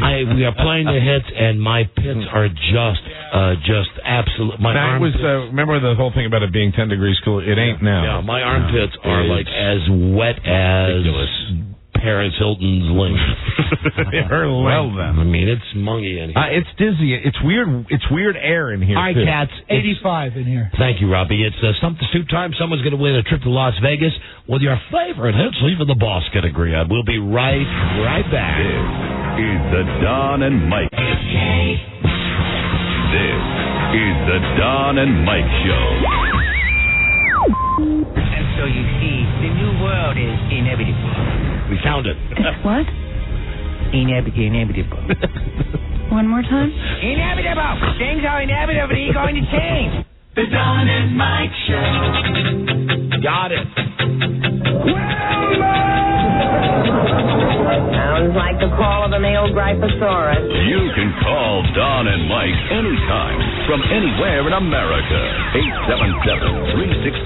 877-365-3636. They're ready to believe you. Right, where's the next tape? There you go. That's right. Slam it one time, and still nothing. It will inevitably play. No, it's supposed to be. It will inevitably play. What do you want to know now? My favorite color? And now what's it doing? Hey, this is hot. It might be melting. Uh-oh. Melted. Did we lose it? Absolutely not. All right, give it one more try. Last try for Jack Nicholson. What do you want to discuss now? My favorite color? That really worth it, wasn't it? They pour it like bitches. Right. Don Geronimo and Mike O'Mara. Let me try that one again. What do you want to discuss now? My favorite color? Now it'll work all day. Yeah. Right? What do you want to discuss now? Right. My favorite color? Now it says, I'm ready. Push the button. Play me 8,000 times in a row. What do you want to discuss now? My favorite color? Right. I'll tell you what about this equipment. They're good. Okay, let's get to little Stump the Stupe action. Stump the Stupe. No offense, Mike, my best buddy. Yeah, you had your moment in the spotlight I there. did indeed. I'm ready to take the back seat here. I'm ready to kick some ass now. Yeah, Mike got me good and fired up. You go, girlfriend. The deal is Stump the Stupe. We're playing for a trip to Las Vegas from IndependenceAirFlyEye.com. I do like to think that I know. This is one thing I do know a lot about. I played these records for so many goddamn years. And the listener has, I think we've had maybe one or two in the history of doing this that really, really matched you. Yeah, it came out as a draw. Maybe one or two guys that actually beat me. Not that I remember that. Hello there, Don and Mike Show. Don and Mike, radio guys, what's happening? Hi there, you ready for a little Stump the Stupe? Who is this, please? This is Chris from Manteca, California. All right, Chris, as always, I like being generous with our listeners, so I'll tell you to begin that I can name the tune in 4 seconds. I can name it in 3. Okay? This is me being generous, and I think if you do win, you got to beat me 2 out of 3. Okay, 2 out of 3. Mm-hmm. I mean, because at 4 seconds, listen, Helen Keller can get it in 4 seconds. Okay. Got it. So here we go, 4 seconds.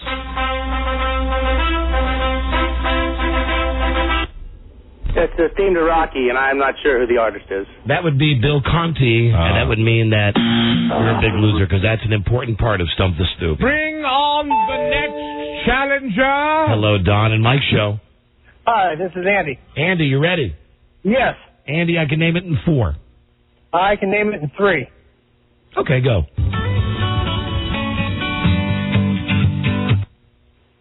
Oh, Jesus, I'm drawing a blank. That would be Ventura Highway by America. Can I go to Vegas anyway?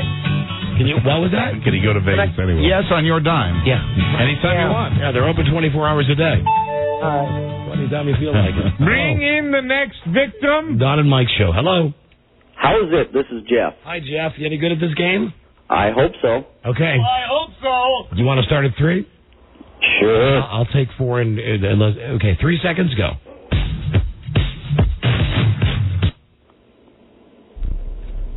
No clue on that one. That would be Knock on Wood by Amy Stewart. It was inevitable. Inevitably, you were defeated. It was inevitable. Inevitable. And so you see, the new world is inevitable. What? Inevitable. One more time? Inevitable. Things are inevitably going to change. Hello there, Don and Mike Show. Hello. Hey, how's it going, guys? All right, who's this? This is Grant. Grant, you ready? Yeah. First, let me just show you, because I'm not getting you a chance here. Right. Okay, you're going to do it in 1? I'll give you a couple of 1-second ones. All right. That would be Obsession by Animotion, I believe. Now, I don't know. I don't have a cheat sheet here. You're right. And the chick that sings this is Richard Mark's wife. Richard Mark's like sit by the pool and watch women in their underwear? Good memory, Mike. Yeah, Okay.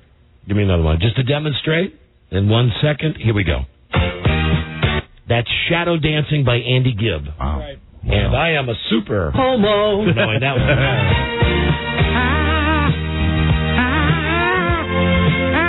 Yeah. Homo. No, actually, no. He was banging, what's her name? Bobby Ewing's wife, right? Oh, wow. Victoria Principal, right? Yes. Yeah.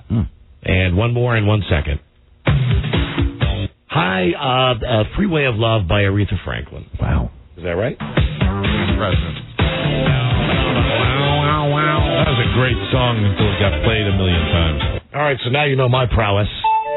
Let's go back to these folks. Hello. Inevitably, they will be defeated. And so you see, the new world is inevitable. Hello, Don and Mike Show. Hello. Hi there. Who's this? This is Chris. All right, Chris, you any good at this?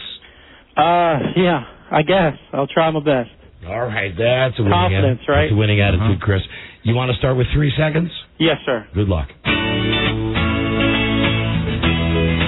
Oh, it's BTO, Let It Ride. Pretty good. Good job. Congratulations. That's a good start. That means I must answer the next one in 3 seconds, or you win the first round here. All right, give me the next one, Rob. So this is just for me. I get 3 seconds, right? You won't need it. Right.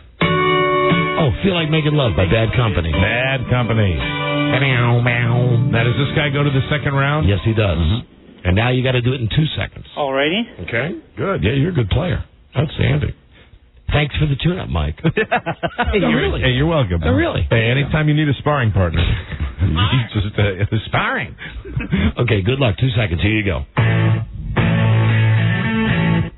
Oh, no matter what you do, Badfinger. Close enough. Yeah, no matter what. That's it. Yeah. He's right. That's a great song. One of my favorites. It's a great song, yeah. It's a good one. Bow, bow, now, bow. No matter what you are. Oh, and you know what? Unrelated to this, Jason Vesey from Z104, Jason Tony. He has a bad finger? Sent me, he's got a bad finger. He sent me a download last night of Def Leppard redoing Badfinger No Matter What. Oh, really? Kicks ass. Def Leppard's done. Haven't they done that before? They've covered some classic They've rock. got a whole CD coming out of covers. Oh, good. Oh, well, that must be where that is from. All right, good. So I got to. Now it's on me in 2 seconds. Here we go. No matter what, but bad finger. You didn't change the record. Okay, here we go. And oh, Mandy, Barry Manhole.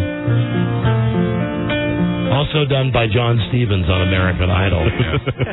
Oh, Mandy. Did you see him in the audience last night? Did I? Oh, did you see Spastic George Huff? Oh, yeah. They had a lot of shots of George Huff in the background. George Huff, who had on a weird-ass checkered, like Bear Bryant hat. And kind of a Nehru jacket, I thought. He could hardly keep himself seated. I know. What's wrong with that? Now, Chris, you're an outstanding player. Here you go. Let's see if you can get this one in 1 second.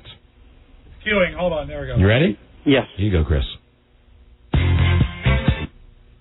I don't have a clue. I didn't really hear him. That would be You're My First, You're My Last, You're My Everything by Barry White. Barry White. Another great song. I'm sorry, I couldn't even hear it. Okay. That's often. That is a good song, yeah. But that's often something said by people on the phone, so I'll give you one more. I'll give you one more shot of 1 second. Here we go. Thank you. Before I destroy you like a carnivore. I'm a predator. Here we go. Wedding, Billy Idol. Okay, I'll let you back in the game. Hey, little sister. Thank you. This would be good music for your motorbike, Mike. Absolutely. I think I'll get one of those iPods.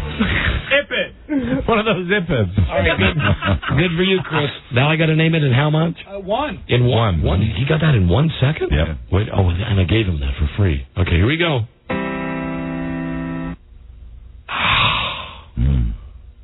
I got it. I want to say Lean On Me by Bill Withers. Yeah, same here. But I got a feeling it might not be. I'm going to stick with Lean On Me. You got it? That's it. Okay. That's it? Yeah, just that first note sometimes, that 1 second, it could have been... I would have gotten Lean On Me. I would not have gotten Bill Withers. It could have been Let It Be, I thought. It's like the same first note as that. Now, since you've both gotten it in 1 second, now you each have to guess the song without hearing it. Another round of 1 second is what we go to. Are you ready, Chris? Yes, sir. Here we go. And it's got a cue. Here you go. 1 second. Still Rock and Roll to Me, Billy Joel. Guy is really, really good. Yeah, good job. This guy's pretty good. This guy's like Ken Jennings. All right. Hold on. Here you go. Now I got to do it in 1 second. Boy, now you're really putting the pressure on me, Chris. Very good. Here we go. Caribbean Queen, Billy Ocean. Right? Wrong? Yeah, it's...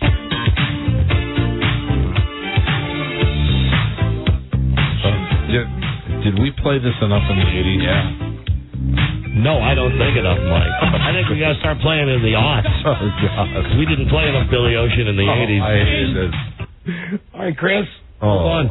We got about 20 people on hold who are really mad at you. All these people who want a chance. He's hanging in there. Are you ready, my friend? Yes, sir. 1 second. Here you go. Billy Preston, I Got a Song, Ain't Got No Melody? Billy Preston, indeed. Will it go round in circles? Yeah. You know, you gave him the free pass, so he had to have at least the title. Oh, I'm sorry. Well, now I got to get the next one. Here's the hook. A great Billy Preston song. Great song. He was on American Idol last night. Yeah, he's got teeth that remind me of Robert Mailman.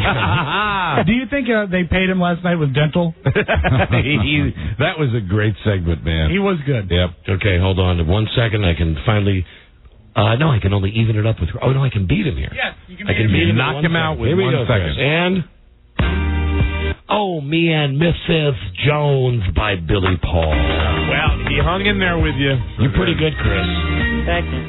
You're better, though. You got me. Thank you. Well, you're goddamn right I am. Hold on, Chris. Hold on. I might come back to you. I might come back to you. Okay, I really think you'd like the Ken Jennings of this. You are the T.O. of the game, though. You've got your Sharpie in your sock. You are ready to go right now. I don't think you've ever said anything that's made me prouder. I take that. I'll be your T.O. T.O. Hello, Don and Mike. Who's this? Hello? This is James. James. What was that? Is somebody... oh, I'm sorry. Was that your telephone? Yeah. It sounded like somebody's vibrator. Yes, or electric razor. Hello? Yes? Of course. Any way you want. Thank you. Was that an escort service? Yeah. Yes, absolutely. Motorcycle escorts. Yes. James. Hookers on bikes. Are you ready, James? Yes. Okay. Unfortunately, Chris has raised the bar. You got to name it in 1 second. All right. Here you go. One way or another, Blondie. Winner. All right, good. These guys are pretty good. One way or another. Okay. I'm going to get you. I'm going to get you. One way. Okay, 1 second, and I got to do it or this guy's a big wiener. Here we go. Where's the thing going to queue up? Soon. Very soon. How have you been? Define soon. Soon and for the rest of your life. Here it comes. Any day now. I'm looking at that Chuck thing. Jackson. I'm just looking at that light go boom, boom, We boom. can go to another disc. Wait, if that one's not working, let's do that. All right. Go to another one of your secret discs. Put another disc in. Your crazy secret discs. Put another log on the fire. Put another record on. Put another record in the phonograph. All right. 1 second. And Oh, Harden My Heart by Quarter Flash. Ah, there you go. Winner. That's another one I don't agree. Make me want to puke. Yeah, you got to work hard to get a sax to sound that wimpy. Kenny G kicks that guy's ass. That was a woman, Mike. No, I'm talking about the guy playing the sax. Oh, okay. I thought you meant the woman singing. Could have been a chick playing the horn, though. Are you ready for another 1 second one, James? Sure. Here you go. Good luck, my friend. That's Elvis. Damn it. Homo. No, I'm sorry. That's the wrong button. Homo is right by that, but it's Suspicious Minds. We're caught in a trap. I can't look back. But thanks so much for playing. Oh, no, don't I have to do it in 1 second now? Oh, yes, you do. Yes. Or, I don't know. Did he go Hot first? heat. Huh? If he went first, then yes. Yeah, okay. Here we go. 1 second. And? Another one, Bites the Dust by Queen. Right. Gotcha. Been nice playing against you. Thank you. See you later. Bye-bye. Join the people on the scrap heap. All right, we're up against a break. So I think that... do we have more CDs? Oh, yeah, we got 1 million. Okay, because I'm enjoying this. Really? Should we do this one more break? I'd like to do it. I mean, I've got Chris. We should. Right here. Chris? Hey, Chris? Yes, sir. I could just play against Chris because he's outstanding. He is. Very good. Hey, Chris, what's this one? REM, the one I love. This guy might be a prodigy. Yeah. You know what? I think we're going to have to just tell everybody else on the phone to get bent. Yeah. Hey, Chris, how about me and you, mano a mano, we come back? Oh, I'd love to just be me and you. Oh. Homo. That sounded weird, Okay, Chris. now I meant to play it there. Okay. Yeah, sure. That's okay, too. That's okay, too. Wow. All right, hold on, Chris. We'll be right back, everybody. Okay, Don. Okay, bye. This is the Don and Mike Show. This is the Don and Mike Show. Tony Perkins has gone coast to coast to California's capital, Sacramento. Hi, Tony. Good morning, Chief. Good morning, everybody. We got a crowd of people here. I don't know if they're here for Good Morning America, for Rail Fair 99, or the nationally syndicated Don and Mike radio shows in town today. These folks are excited. The Don and Mike Show. They will touch you in the place called The Heart. Right. Don Geronimo and Mike O'Mara. You know, one of the best parts of our website, DonandMikeWebsite.com, besides the links and the pictures, is where we just boast about our great ratings. Yeah. And we like to salute those cities. And today, These numbers are going right up on the website. This is from the Winter Arbitron for Wichita, Kansas. All right. Good. Wichita checking in. Buzz's hometown at KFH-FM. And these are all male ratings. All right. Okay, men. Men. Boy, we're not doing good. We're just not doing good. Oh, that's a shame. Try harder. Men 18 to 44, we're number 2. Mm-hmm. We only have a 15.3. Oh, wow. Yeah, we'll go to the website. It's crazy. Men 1854, 12.7, number 1. 25.44, and 18.2 share. That town has always been good to us. Yeah. Number 1. 25 to 49, 15.0 share. Number 1. Cool. You got to dig that with that being your home. Very happy. Right? And that radio station, KFH-FM, one of the first radio stations I ever appeared on when I was just a kid. There you go. Yeah. And I didn't think they had radio back then. Well, they just invented FM. Wasn't it just one guy standing on a building and yelling like, our top story tonight? He was on with Jack Benny and some of the other children. Oh, those were the days. Thank you, KFH. Thank you, Wichita, for those great ratings. Good job. We'll put them up on our website. And now the radio. Now here's little Buzzy Burbank, followed by Shirley Temple. It's big fun. Okay, here's Chris for round 2 of Stump the Stupe. Are you ready, Chris? Yes, sir. Just want to say, Mike gave me an outstanding first round. Warm-up. I sparred. I've never been able to spar quite that well. A warm-up. And then we took a couple of callers who really were not that good. And this guy, Chris, from, where are you from, Baltimore? I'm from Parkville, Maryland, a little S-hole in Parkville. Parkville. Yeah. He is where the hell is Parkville? The Ken Jennings of this. It's just on the outside of the Beltway. Okay. It's right in between the city and the county. Oh, and did anybody else find it funny like I did that nerd? What are you laughing at, Mike? Him? Rob. Why? What? No, what Bobby was trying to answer the question as best he could. Very good at the records. Very good directions. He's good with records, not with directions. Lots of cities that are right near the Beltway. Sure, you gave that little description for me of where you live, and then immediately following, Rob thrust his finger into his nose. Take the last I have frame to now. share that with our listening audience. I really do. That's what got me going. That's Rob's cue for he did not like the answer. And Ken Jennings, what this guy reminds me of, right? I find it somewhat ironic that they've hired him at Comedy Central to give him like a Win Ben Stein's money show because they think he's so smart. Anybody knows he got his ass kicked out on the Jeopardy Tournament of Nerds? I don't think he's got legs. Well, I really don't. He's got zero personality. No, he doesn't have any. Great thing about it. Like most of those people on Jeopardy. I love Jeopardy. I watch Jeopardy live, but I cannot believe the average person was like, what do you do for fun? Well, I lick stamps. I like Teen Jeopardy and also Celebrity Jeopardy. I find that those are more to my intellectual level. When they dumb it down a bit. Well, the Tournament of Champions is just in the stratosphere. I know for most people. Too hard. It's for you book readers. And you've already indicted reading when we had Joe Mata in here talking about reading the play. Why read? Why read when you can watch? It's all there for you. Why read when you can watch or listen? And the thing that's amazing is that fine literature, almost all of it has been read, interpreted, put into movie form, and put on the magic box. As it was meant to be. Why read the box? Why read the book? Why read a box? Why even read a synopsis? Why read Cliff Notes? Just get the goddamn DVD, fast forward to the good part, and go, oh, look, I got it right. Well, it's like Christopher Columbus, and, when I was watching that the other night, and the Tom Selleck movie? Tom Selleck was the king of Spain. I thought it was... Is that accurate or what? I think you're the king of pain. You're watching that. Wasn't it Shakespeare who said, "Prithee, if only I had a Betamax, I would not have to put these to paper." Amen, brother.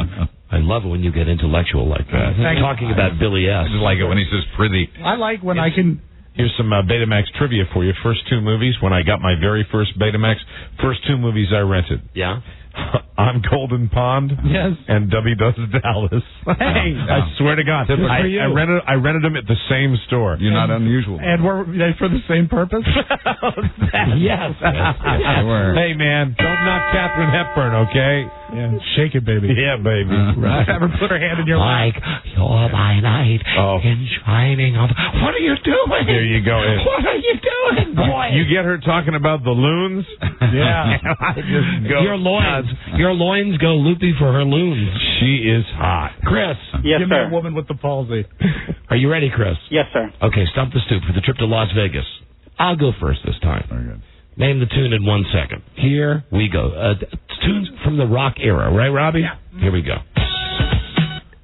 That would definitely be You and I by Rick James. The rock era. I'm glad you went first. Yeah, I wouldn't have got that. From the rock era, I mean like from 1969 to now. Okay. From the under the rock era. Okay, smart guy. Here you go. 1 second. Are you ready? Yes, sir. Here you go. Oh. Wow. I've got it, incidentally. You do? Gee, that's Sure. Smoke from a Different Fire by the Sanford Townsend Band. Oh, Wow. that's a good song, but I would have never got it. Oh, man, yeah. All right, so have I defeated him now, or do we keep going? Now, remember that quarter flash song? This sax player, that's the way you play sax. That's saxophone right there. Yeah, that's a great song. Not like that. La la la la. All right, Chris, here you go. Name this one in 1 second and stay in the game, okay? Sure. Here we go. All brand new songs every time. Oh, it's Scandal, Goodbye to You. Excellent. Way to go. Came through. This was a goddamn Played the sexy... keyboards on that song. What was that, Chris? Paul Schaefer played the keyboards on that song. Wow. Hey, this guy's throwing in some tidbits, huh? That's pretty good. Hey, do you know the label? No, I'm sorry. Columbia. CD. And, of course, it's Patti Smythe. Sexy Patti Smythe. I love this video, and she would point right at him. Yes. Goodbye to you. You know she's married to John McEnroe now? Is she really? They have had... Waste of talent right there. The wasted talent. They've had, I think, he's stretched her out like a tennis racket. They've had like 5 kids. And his second wife, and he's got kids with Tatum too, right? All right. Tatum. Tatum, I hardly knew him. Okay, so you got that one, Chris. Good. Yeah. Now I'll name one in 1 second here, and hopefully keep this game going. Oh, that's Dancing in the Sheets by Shalimar. Man, I love that song. And I was Bum, bum, bum. doing that in nightclubs. I was playing that way back when, and Bum, man, bum, bum. this would be my favorite. Bum, bum, bum. Jody Wadley, she's good. Okay, Chris. God, yeah. I'm going to make a mental note of some of these. Shalimar. Malomar. All right, here you go, Chris. 1 second. Good luck. Jeez. I got it, incidentally. I'm sure. That would be the Wild Wild Life by Talking Heads. Oh, yeah. What the hell are they? David Byrne's still around. Oh, okay. Well, I was never a fan of theirs, and now I know why. You know, I wasn't a mega fan, but this song pretty much kicks ass. Okay, here we go. Let's keep going. All right. Ready, Chris? Yes, sir. As we would say technically on this website I go to play cards. Yes. You're playing for fun. Got a little British accent. You're playing for fun. Here you go, Chris. I'll do this one in 1 second. Let me see if I can do it. Oh, Eye in the Sky, Alan. Eye in the Sky. He had it. Okay, good. Oh, we can play against each other. Sure. Yeah. That's cool. We just play against Good each one other. there. All right, here we go. Ready? Yes, sir. Here we go. It Only Takes a Minute to Fall in Love by Tavares. Yeah. That's a good song. What was that? That's a good song, Tavares. I like it when you do that, when you trade them off a little bit. Okay, Chris, you ready? Chris? Yes, I'm ready. Chris is it hot in your studio, Chris? It is now, yeah. Right, okay, here you go, dude. Good luck. Oh, it's Sugar Sugar by the Archies. Winner! Excellent. God. Boy, that's a homo song there. And the lead singer, Ron Dante. Yep. Who was the lead singer of the Cufflinks, Tracy, and was very involved with Barry Manilow. Oh, really? Ron Dante. Ron Dante. Gay sounding name. Homo. Ron Dante's here. Okay, 1 second for me. Here we go. That's definitely Walk Like an Egyptian by the Bangles. Down, down, down, down, down, down. I hated that. Why am I going bound? I hate it too. See, I understand why you're good at this. You were a DJ. Why is Chris good at this? That's a good question. I'm a loser. That's worth the trip right there. Yeah, Chris couldn't have said it better myself. Chris, congratulations, dude. You're going to go to Las Vegas. Oh, that's great. Thanks. From Independence Air, flyeye.com. So technically, you're not a loser. Oh, I'll be a loser again as soon as I go. I'm sure you will. Listen, you enjoy your vacation in Las Vegas, Independence Air, with your Fly-Eye Happy Bags. Independence Air, the official airline of the Don and Mike Show. Flyeye.com. That's so great, guys. I'm flabbergasted. I really appreciate the opportunity to go. You earned it. Hey, Chris, good luck finding the airport. Yeah. That's from Robb. I'll give you a chance. I'm just your average mallet head trying to win a game. Good job. You're a good mallet head. You're infectious, dude. I like the fact that he's a loser. That's funny. Chris will double it. We'll give you 4 tickets to Las Vegas if you can get this one last song. Ooh, there's pressure, okay. Chris. You ready? Yes, sir. Here we go. 1 second. Oh, Sloop John B. The Beach Boys. That's it. Winner. Oh, that's a tough pull over the phone.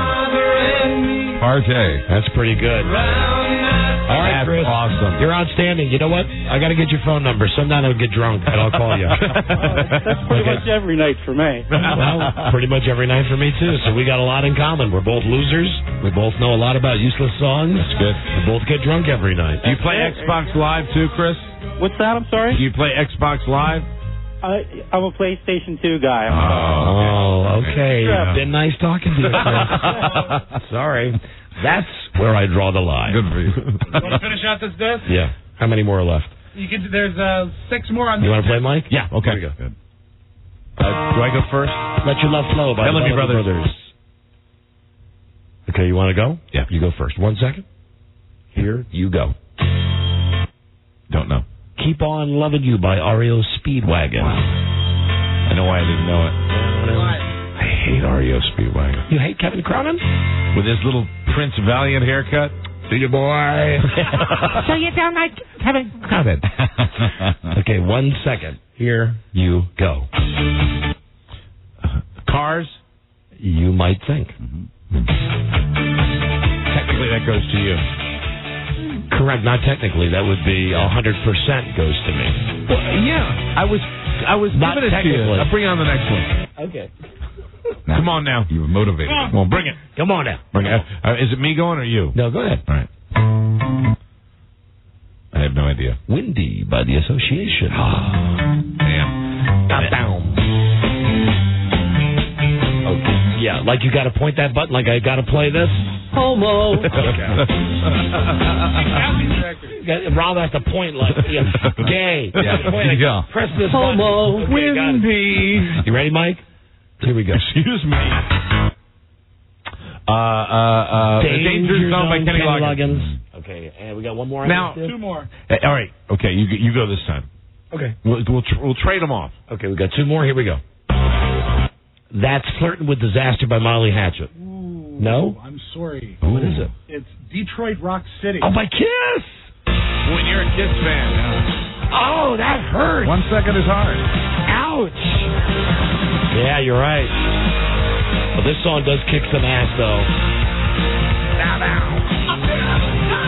Okay, you ready, Mike? I'm ready. Here you go. Is this the last one on the disc? Yes, but we have one more disc. So the last one's on the disc. I figured it out. What is it? This CD player never plays the last cut. Huh. So the last Hey, you one- figured that out? Well, that's What why it told you wasn't that? queuing. What indicated that to you? Because it wouldn't queue up. Remember, it did the same thing last That's time. right. All right, put another disc in. The one we didn't play was Rock and Roll by Led Zeppelin. Who would have gotten I knew that. I would have gotten. I would have gotten that I one. played Oh, it's a that. tie. I I would've actually gotten played that song. So I can't did believe it. I screwed up Detroit Rock City. hot in Put here. another log on the fire, boy. Okay, here you go, Mike. 1 second. Right. We got the beat. By? We got the beat by we got the beat by The Go-Go's. The Go-Go's, yeah. The Ho-Hos. Okay, I'll take this one because I feel bad about Detroit Rock City. Right. 1 second. Oh, In the Summertime by Mungo Jerry. See, I wouldn't have gotten Mungo Jerry. Don't have much use for the artists. Okay, you ready? They're only the ones that sing their songs. We got to hit a break. Mike, 1 second. Good luck. Rooster in the Hen House. Winner. Good work. Got a break. Thank you. By Neil Diamond. We'll be right back. This is the Don and Mike. This is the Don and Mike Show. Well, let's see. I got a phone call. No. I'm not on the phone. I'm right here. Oh. It's going to take a phone call. Oh, where's the phone? I'm not buying it. I think it's fixed. Not buying it. Do you get the feeling that you're gay? Yes! Crazy in the head and crazy in the bed. Don and Mike. That was Dennis Miller. Yeah. I used to call him the great Dennis Miller. Right. Until he sold his ass out. Frida and I were watching something over the weekend on Comedy Central. They replay comedians doing their stand-up constantly. Old bit. And it was Dennis Miller from about, I'd say, 5 years ago. Okay. And his whole act was... He was pretty equal opportunity, but he was a little bit more on the Democratic side. He had a lot of not great things to say about the Republican Party, the way they do business, and it's real funny. I mean, it's not funny. Right. It's amazing. When did he turn into Rush Limbaugh? Around the time that whatever his talk show that he had on a regular TV network got canceled. Yep. What you need to do when you play that tape is say Dennis Miller with the great John Lovett. You know what? I believe that because I love John Lovett. I do too. He can do no wrong in my eyes. Absolutely. Funny. John Lovett stinks worse in this studio. Oh my God, John Lovett is a naturally funny guy. And very loud. Did you see when he was on Letterman once and he brought a noise meter? Really? He's fantastic. He's one of the old-fashioned great talk show guests. Yeah, he's excellent. He's great. He's really good in that movie with Whoopi Goldberg where they are on the bus with Lucille Ball lookalikes. Rat Race. Yeah, no, I'm being facetious. He's made crappy movies, but I'm just talking about John Lovitz is the kind of guy where if I was in a room with him, I'd laugh at him. Sure, he's funny when he walks in. What about the sequence in Rat Race in the Hitler Museum? Okay, now I was laughing. Okay, see, now you're laughing. What's our current temperature in the studio, Rob? 86 fun 11 degrees. Yeah, approaching 90. We're cruising to 90. What's the outside temperature? 79. I'm getting more. I stay in the studio now because it's better for me to do that, and I'm getting the impression as people walk in during the breaks and have not been in here, that's when I'm getting more perspective on just how hot it is. I would just like all of you people listening who love to hate me for complaining about things. You'd be so proud of me today. You would. There's not been a word, except when I've mentioned that I've got really bad, smelly, wet pits. That's not really a complaint. You would not know. Well, it is for the people in this room. You would not know that, seriously, doing the show today is like if somebody said, Don and Mike, you have to crawl into Kirstie Alley's underpants and hold your breath for 4 hours. 86 does not sound like, unbearably hot. 86 outside in the summertime is perfectly acceptable. Sure. 86 indoors in a building with bad ventilation is not a good thing. I think that we can get it up to 90 if we do some calisthenics. If we started jumping up and down, we'll be jumping up. I'll get the defibrillator. Thank you. Hello, Don and Mike Show, Jeremy Piven. Hello, Don and Mike. Hey, Don and Mike. Hi there. Hey, you guys still playing Stump the Buoy? We're going to get into this one again, aren't we? Is that what Howard do a similar thing? Every time we play this game, I invented this game, says Howard. I'm messing with you guys. Come on. Oh, come on, man. Well, didn't you hear that we were saying that it was 85 degrees? There you go. Well, it's about time one of you admitted it. Hello, Don and Mike Show. Hey, how you guys doing? Okay. What happened to WBOF? And they said you guys have no ratings. Now for Jack FM.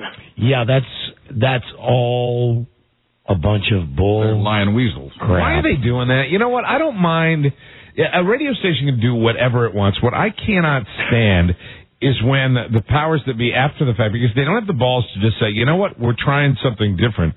Why they have to BS the listeners that might have cared about this show by making up ratings stuff? What we really have to do is make this an off-air issue, and I'm sorry to say that, but I'll tell you why, because I've had discussions with people in the company. I guess the station in Buffalo got something like 3,000 emails about our show. And we should, say even though, if you know people up there, we appreciate it. When they changed the format to the flavor of the month, Jack FM, which we've talked about ad nauseum. A couple of people sent the responses that the program director and assistant program director sent to them. They sent it to our website.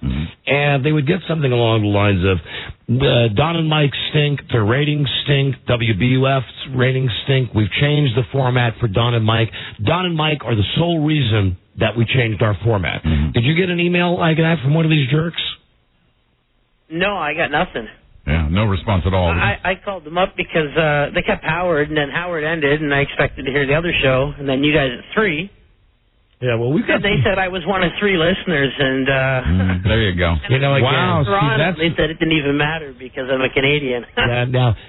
Now that part is true. In American ratings, Canadians don't count, and I must say in that regard, I'm all with the ratings company because I'm terrible. Stop it, Johnny Red, White, and Blue. But these people at the radio station have been sending out these awful emails to our listeners about us with stuff that just ain't friggin' true. Well, what, did they get mad because there's an overwhelming show of concern that they got to understand that comes with it. You make a big move like that, it's going to happen. I had a conversation behind the scenes with somebody in this company, and I said, listen, if they want to cancel the show, that's fine. But we also work for the same company. They shouldn't be sending out propaganda to listeners saying that we stink and we're the reason that this change was made. And everybody said, yeah, that's right, we'll do something about it. And then everybody just went and did whatever they do. So like it always is. It's got to be an off-air thing that we got to handle with that guy. With knives and things. I think we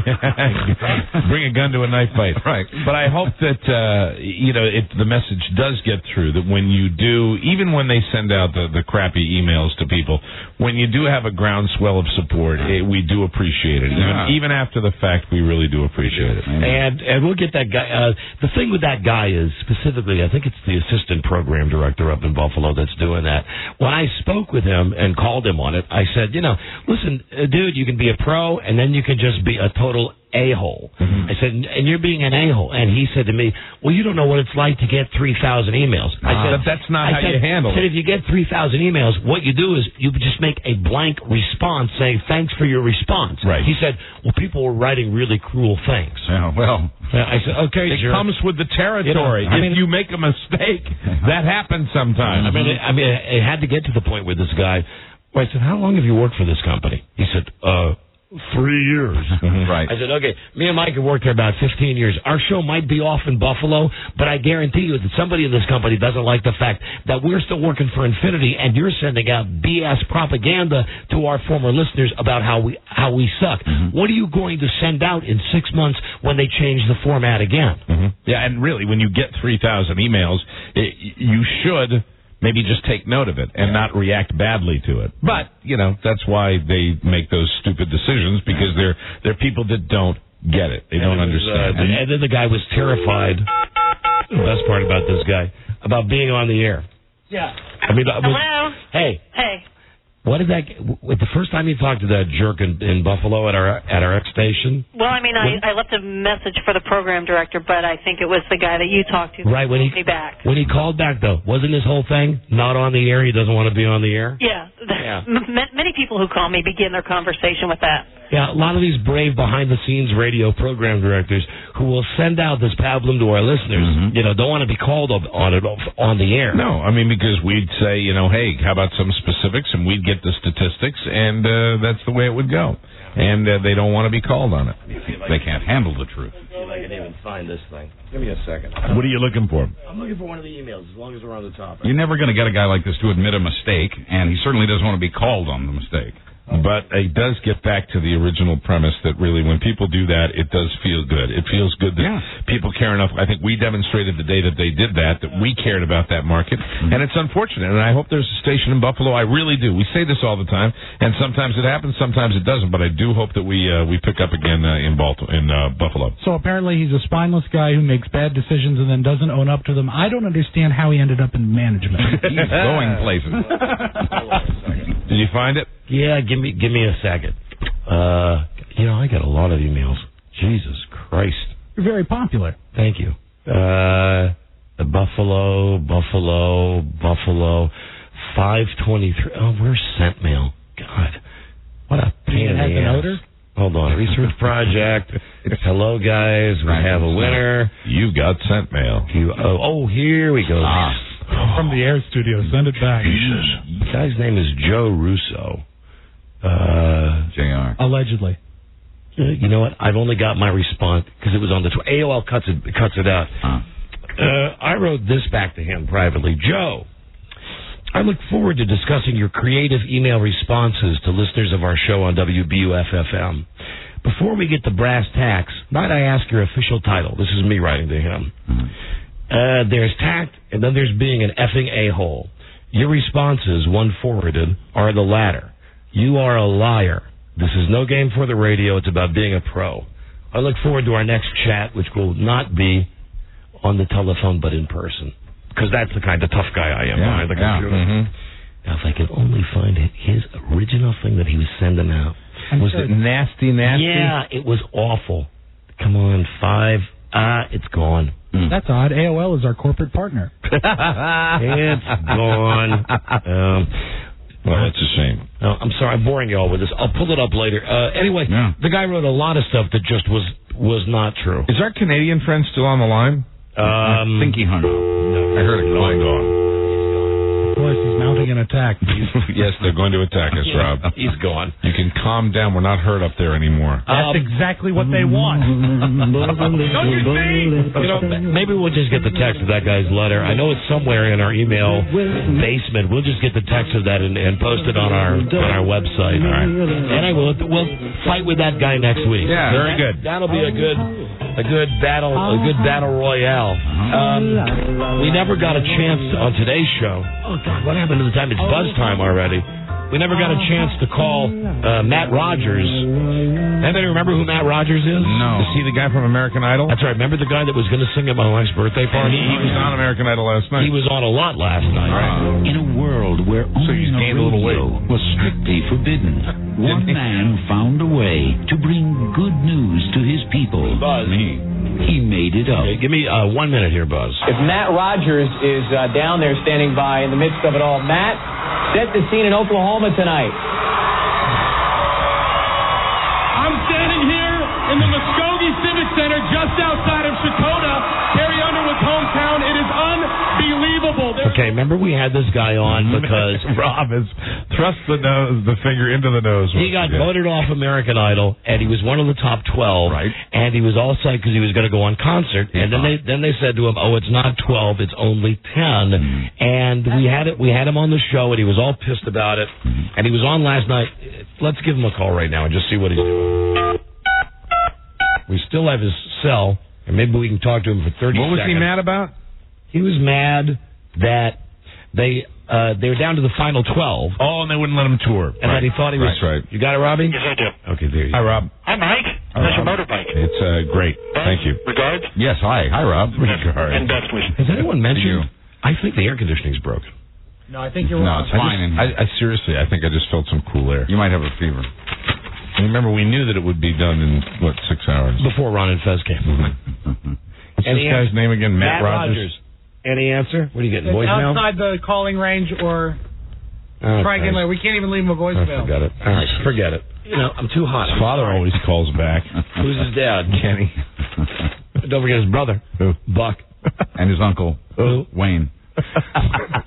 I think Wayne Rogers. You know, when it's obscure, Buzz wins that round. Buzz? Wayne Rogers. Good news for you. We can't get a hold of that guy. What's your lead story on the news and comments tonight? Tonight, who will protect you from computer hackers?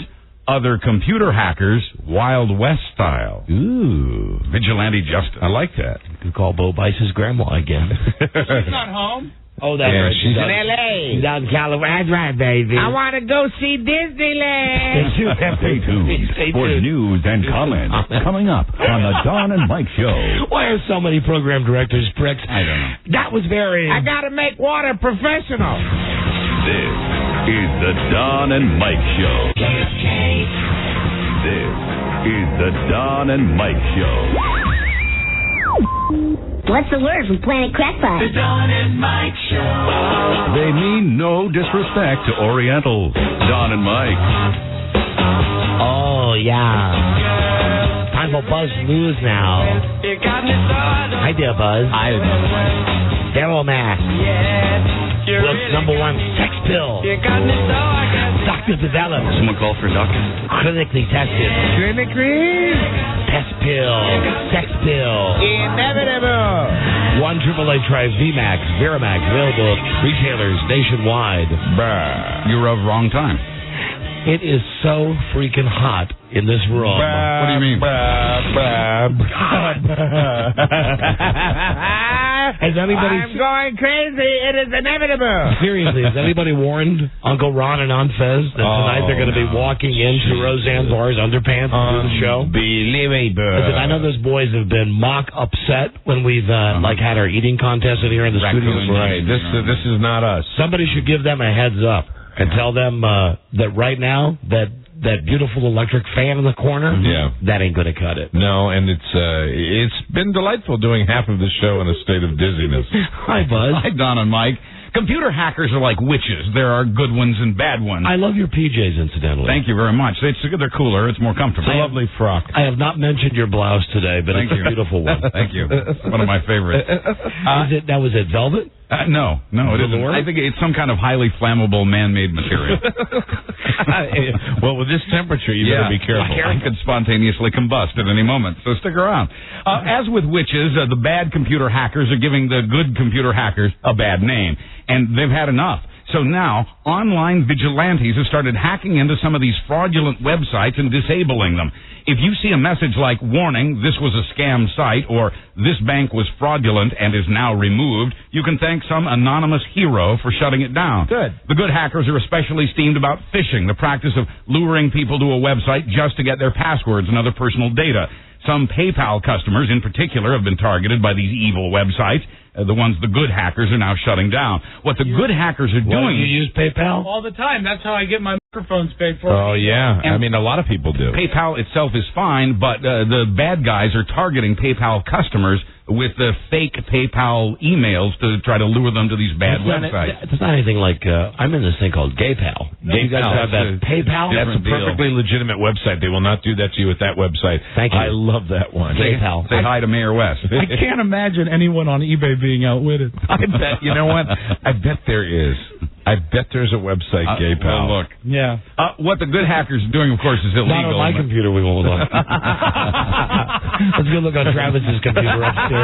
He has a bookmark. Like it hasn't been done a million times. How you doing, Butler? Well, even these good hackers, with their good intentions, are breaking the law, but the Internet is like the Wild Wild West, and there just aren't enough real sheriffs to go around. Wicked Wild Wild West. So the good hackers have deputized themselves to fight the bad guys they call cockroaches. Quoting one of the good guys... Hey, that would be Thing Watches, okay? All right, I'll modify that. One of the good guys, law enforcement cannot be bothered by them, but we can.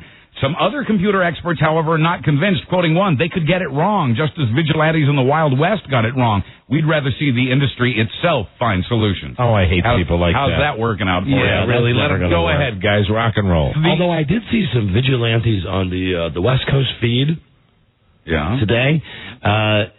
In Los Angeles, what are they called? Minutemen? Right. They're concerned about our borders. Right. And oh, yeah, I saw that piece. They were having a protest last night, and some guy, I guess some immigrant guy, there's like 100 of these protesters that surrounded him. He hit the gas, and he ran over a couple of these people. Wow. And they're laying in the street. They're being interviewed, and they're saying, we have the same rights as anybody else. And then they interview the guy who says, well, I just think we should build a big old wall around the country. I was feared for my life. For anybody that's ever seen the movie Jaws, when the fishermen come to town to get the great white shark and they're all leaving, that's the way it was down at this border location, I think in Arizona, where they were all gathering to volunteer to be Minutemen. It was that kind of guy. It was very, very scary. But it was a big vigilante thing. That's what made me think of it. Did you see the vigilantes that were all real short? The minute men? Oh, Oh, I look good. I did a Google search for Gay Pal, and look at that. It's even the PayPal logo. Took me to a T-shirt website that sells a Gay Pal T-shirt that looks like the PayPal logo. So anyway, that's what you'll find. Hey, look what they got for free. You look there. And the CIA is also working hard to protect your internet from terrorist attacks. This is amazing. It's interesting. A 3-day war game is underway here in Virginia in which the spy agency is pretending that our internet has been attacked by a fictional alliance of anti-American organizations. Shall we play a game? Exactly. We play a game. Under the CIA's Silent Horizon scenario, the alliance is using hackers to disrupt computer communications in this country. And before the 3 days are up, they hope to stop it. But just like on 24, the worst damage will occur in the final hours of this 3-day game. The simulated attack's being played out as if this were the year 2010. Chloe. What's odd about it all is that officials have been saying that such an attack is highly unlikely. So Okay, hi, this is Dorm Radio, DORM, broadcasting live from the basement of the Science Building. These guys will either save us or be the death of us all. Yeah. The exercise is designed to prepare us for a digital Pearl Harbor. The Republican lawmaker who led I saw that. Ben Affleck is highly overrated in the digital Pearl Harbor. That's what they're trying to prepare for. Although it was a great porno movie. Oh, fantastic. Now, the Republican... Pearl Harbor. That was Pearl. I can't. I don't know. Digital Pearl necklace. That's what it was. Somebody had to say it. Harbor. Thank you. The Republican lawmaker who led the charge against the French for criticizing the war in Iraq is now criticizing the war in Iraq. North Carolina Republican Congressman Walter... Pardon my French, but you're an asshole. Walter Jones says he now regrets being the one who suggested we call French fries freedom fries. As long as I've been living, the French have been f***ing us. Ancient White House reporter Helen Thomas showed the young ones how it's done yesterday. Hey, all let me right. just say, she still gets it done. You know what I'm saying? Tell me about this story. Better than most. She had the following exchange with White House spokesman Scott McClellan. Helen, you said the U.S. is in Afghanistan and Iraq by invitation. Would you like to correct that incredible distortion of American history? Hello? McClellan, no, we are. That's where we currently... Helen, your credibility is already mired. How can you say that? McClellan, you're taking that comment out of context. Hello? Helen, were we invited to Iraq? McClellan, there are 2 democratically elected governments now in Iraq and Afghanistan, and we're there at their invitation. Hello? Helen, you mean if they asked us out, we would have left? McClellan, no, Helen, I'm talking about today. Go ahead, Steve. Hey, good for her. Hi there, Billy. Hello? Whatever your name is. Hi, Mike. Hi, John Norman. I just can't get over how hot Helen Thomas is. Oh, she still manages to look stunning. Please, Jesus, if I die before I wake, please let me come back as the seat in the White House press corps that Helen Thomas sat on. Oh, hello. Stand in line. Stand in line. Maybe the FBI has the same bad sources as Newsweek because the FBI's investigation has also turned up reports that American troops abused the Muslim holy book to try to get our war prisoners to talk. The Pentagon says these reports are fabricated to undermine the work of the U.S. military and to stir up other prisoners. Quoting one report, they flushed the Koran down the toilet. The Pentagon says it was the prisoners who tore out the pages and then blamed it on the guards. Newsweek was taken to task for its report. We worry about what might happen to the FBI for reporting the same thing. I want to play the guards. I want to play the guards. I got the longest yard on my mind. Dumbasses. Like that. Hold on, was it? The Koran jammed in our air conditioning compressed. That's why the problem is. That's why it's not working. Tony Diggs did it. You know, even with the heat, you are plugging right till the end, and I dig that about you, man. We all are.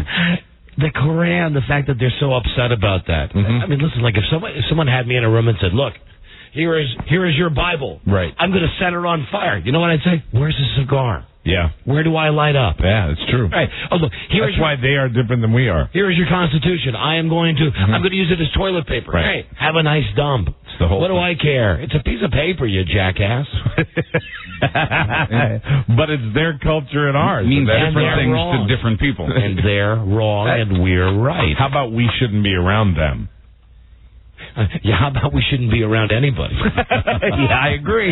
Build the wall. I'm coming over to your side. Is that too crazy? Join the militia? Yes. Join the Minutemen? The Minutemen. The minute men? The minute men, yes. All our job is at the Minutemen is to search and see if anyone's coming over the border illegally and then notify the proper authorities. But to do that, of course, I require this oversized handgun. I'm dying of thirst. I'd like some minute-made orange juice, please. Minute-made. Right. All right. And remind me, I'm going to be looking for a new job this weekend. I got to get out my resume. Just a minute. Now let's resume the news. Well, let me tell you, the FBI may also be investigating the cross burnings in North Carolina. Rob, Never there. I'll tell you what, I'll tell you about that when we come back. Oh, okay, you tease. This is the Don and Mike Show. This is the Don and Mike Show. Gosh, I hate to interrupt. It's all been so incredibly fascinating and entertaining and instructive. Really, the time has just flown by. The Don and Mike Show. And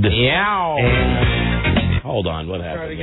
Ming, ming, ming, ming, ming, ming. I hope everything's not melting in here now. It is. We're melting. We're melting. The Don and Mike Show. There we go. They're not cheap, just thoughtless. Right. Don and Mike. Time for more Buzz. Buzz brought to you by Smoke Break. This is good smoke. Smokers break the nasty habit without gaining weight. Smoke Break, revolutionary tablet for smokers. Get it now at fine retailers.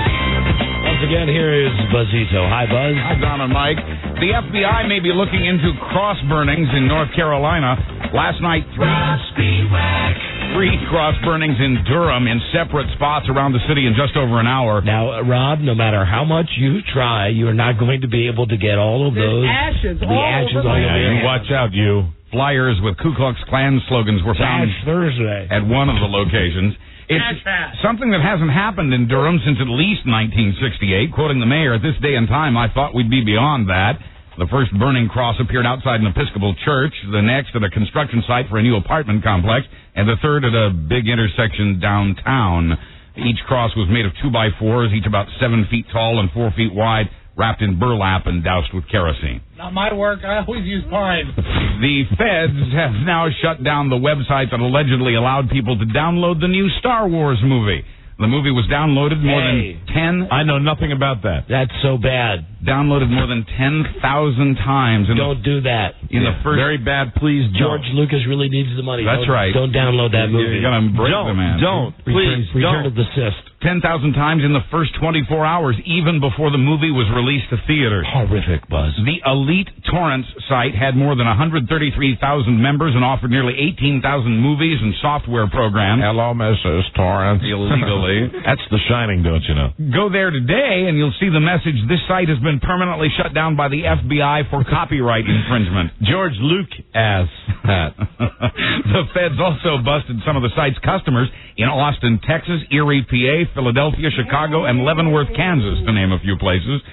Quoting one official, today's crackdown sends a clear message to anyone involved in the online theft of copyrighted works that they cannot hide behind the new technology. If you bust them at Leavenworth, it's a quick trip to the jail. And in sports... It is... You're right. Inevitable. In sports... It is what? Inevitable. What? Inevitable. It will inevitably happen. In sports, Brett Favre is finally... You see, the new world is inevitable. What about Brett Favre? He's finally sold his home in Green Bay, Wisconsin. Shut everything down. Brett Favre. And it didn't go to a Packers fan. Don's listening. Shut up! Kept Don from hearing that it wasn't purchased by a Packers fan. Was not purchased by a Packers fan. Start over. Okay.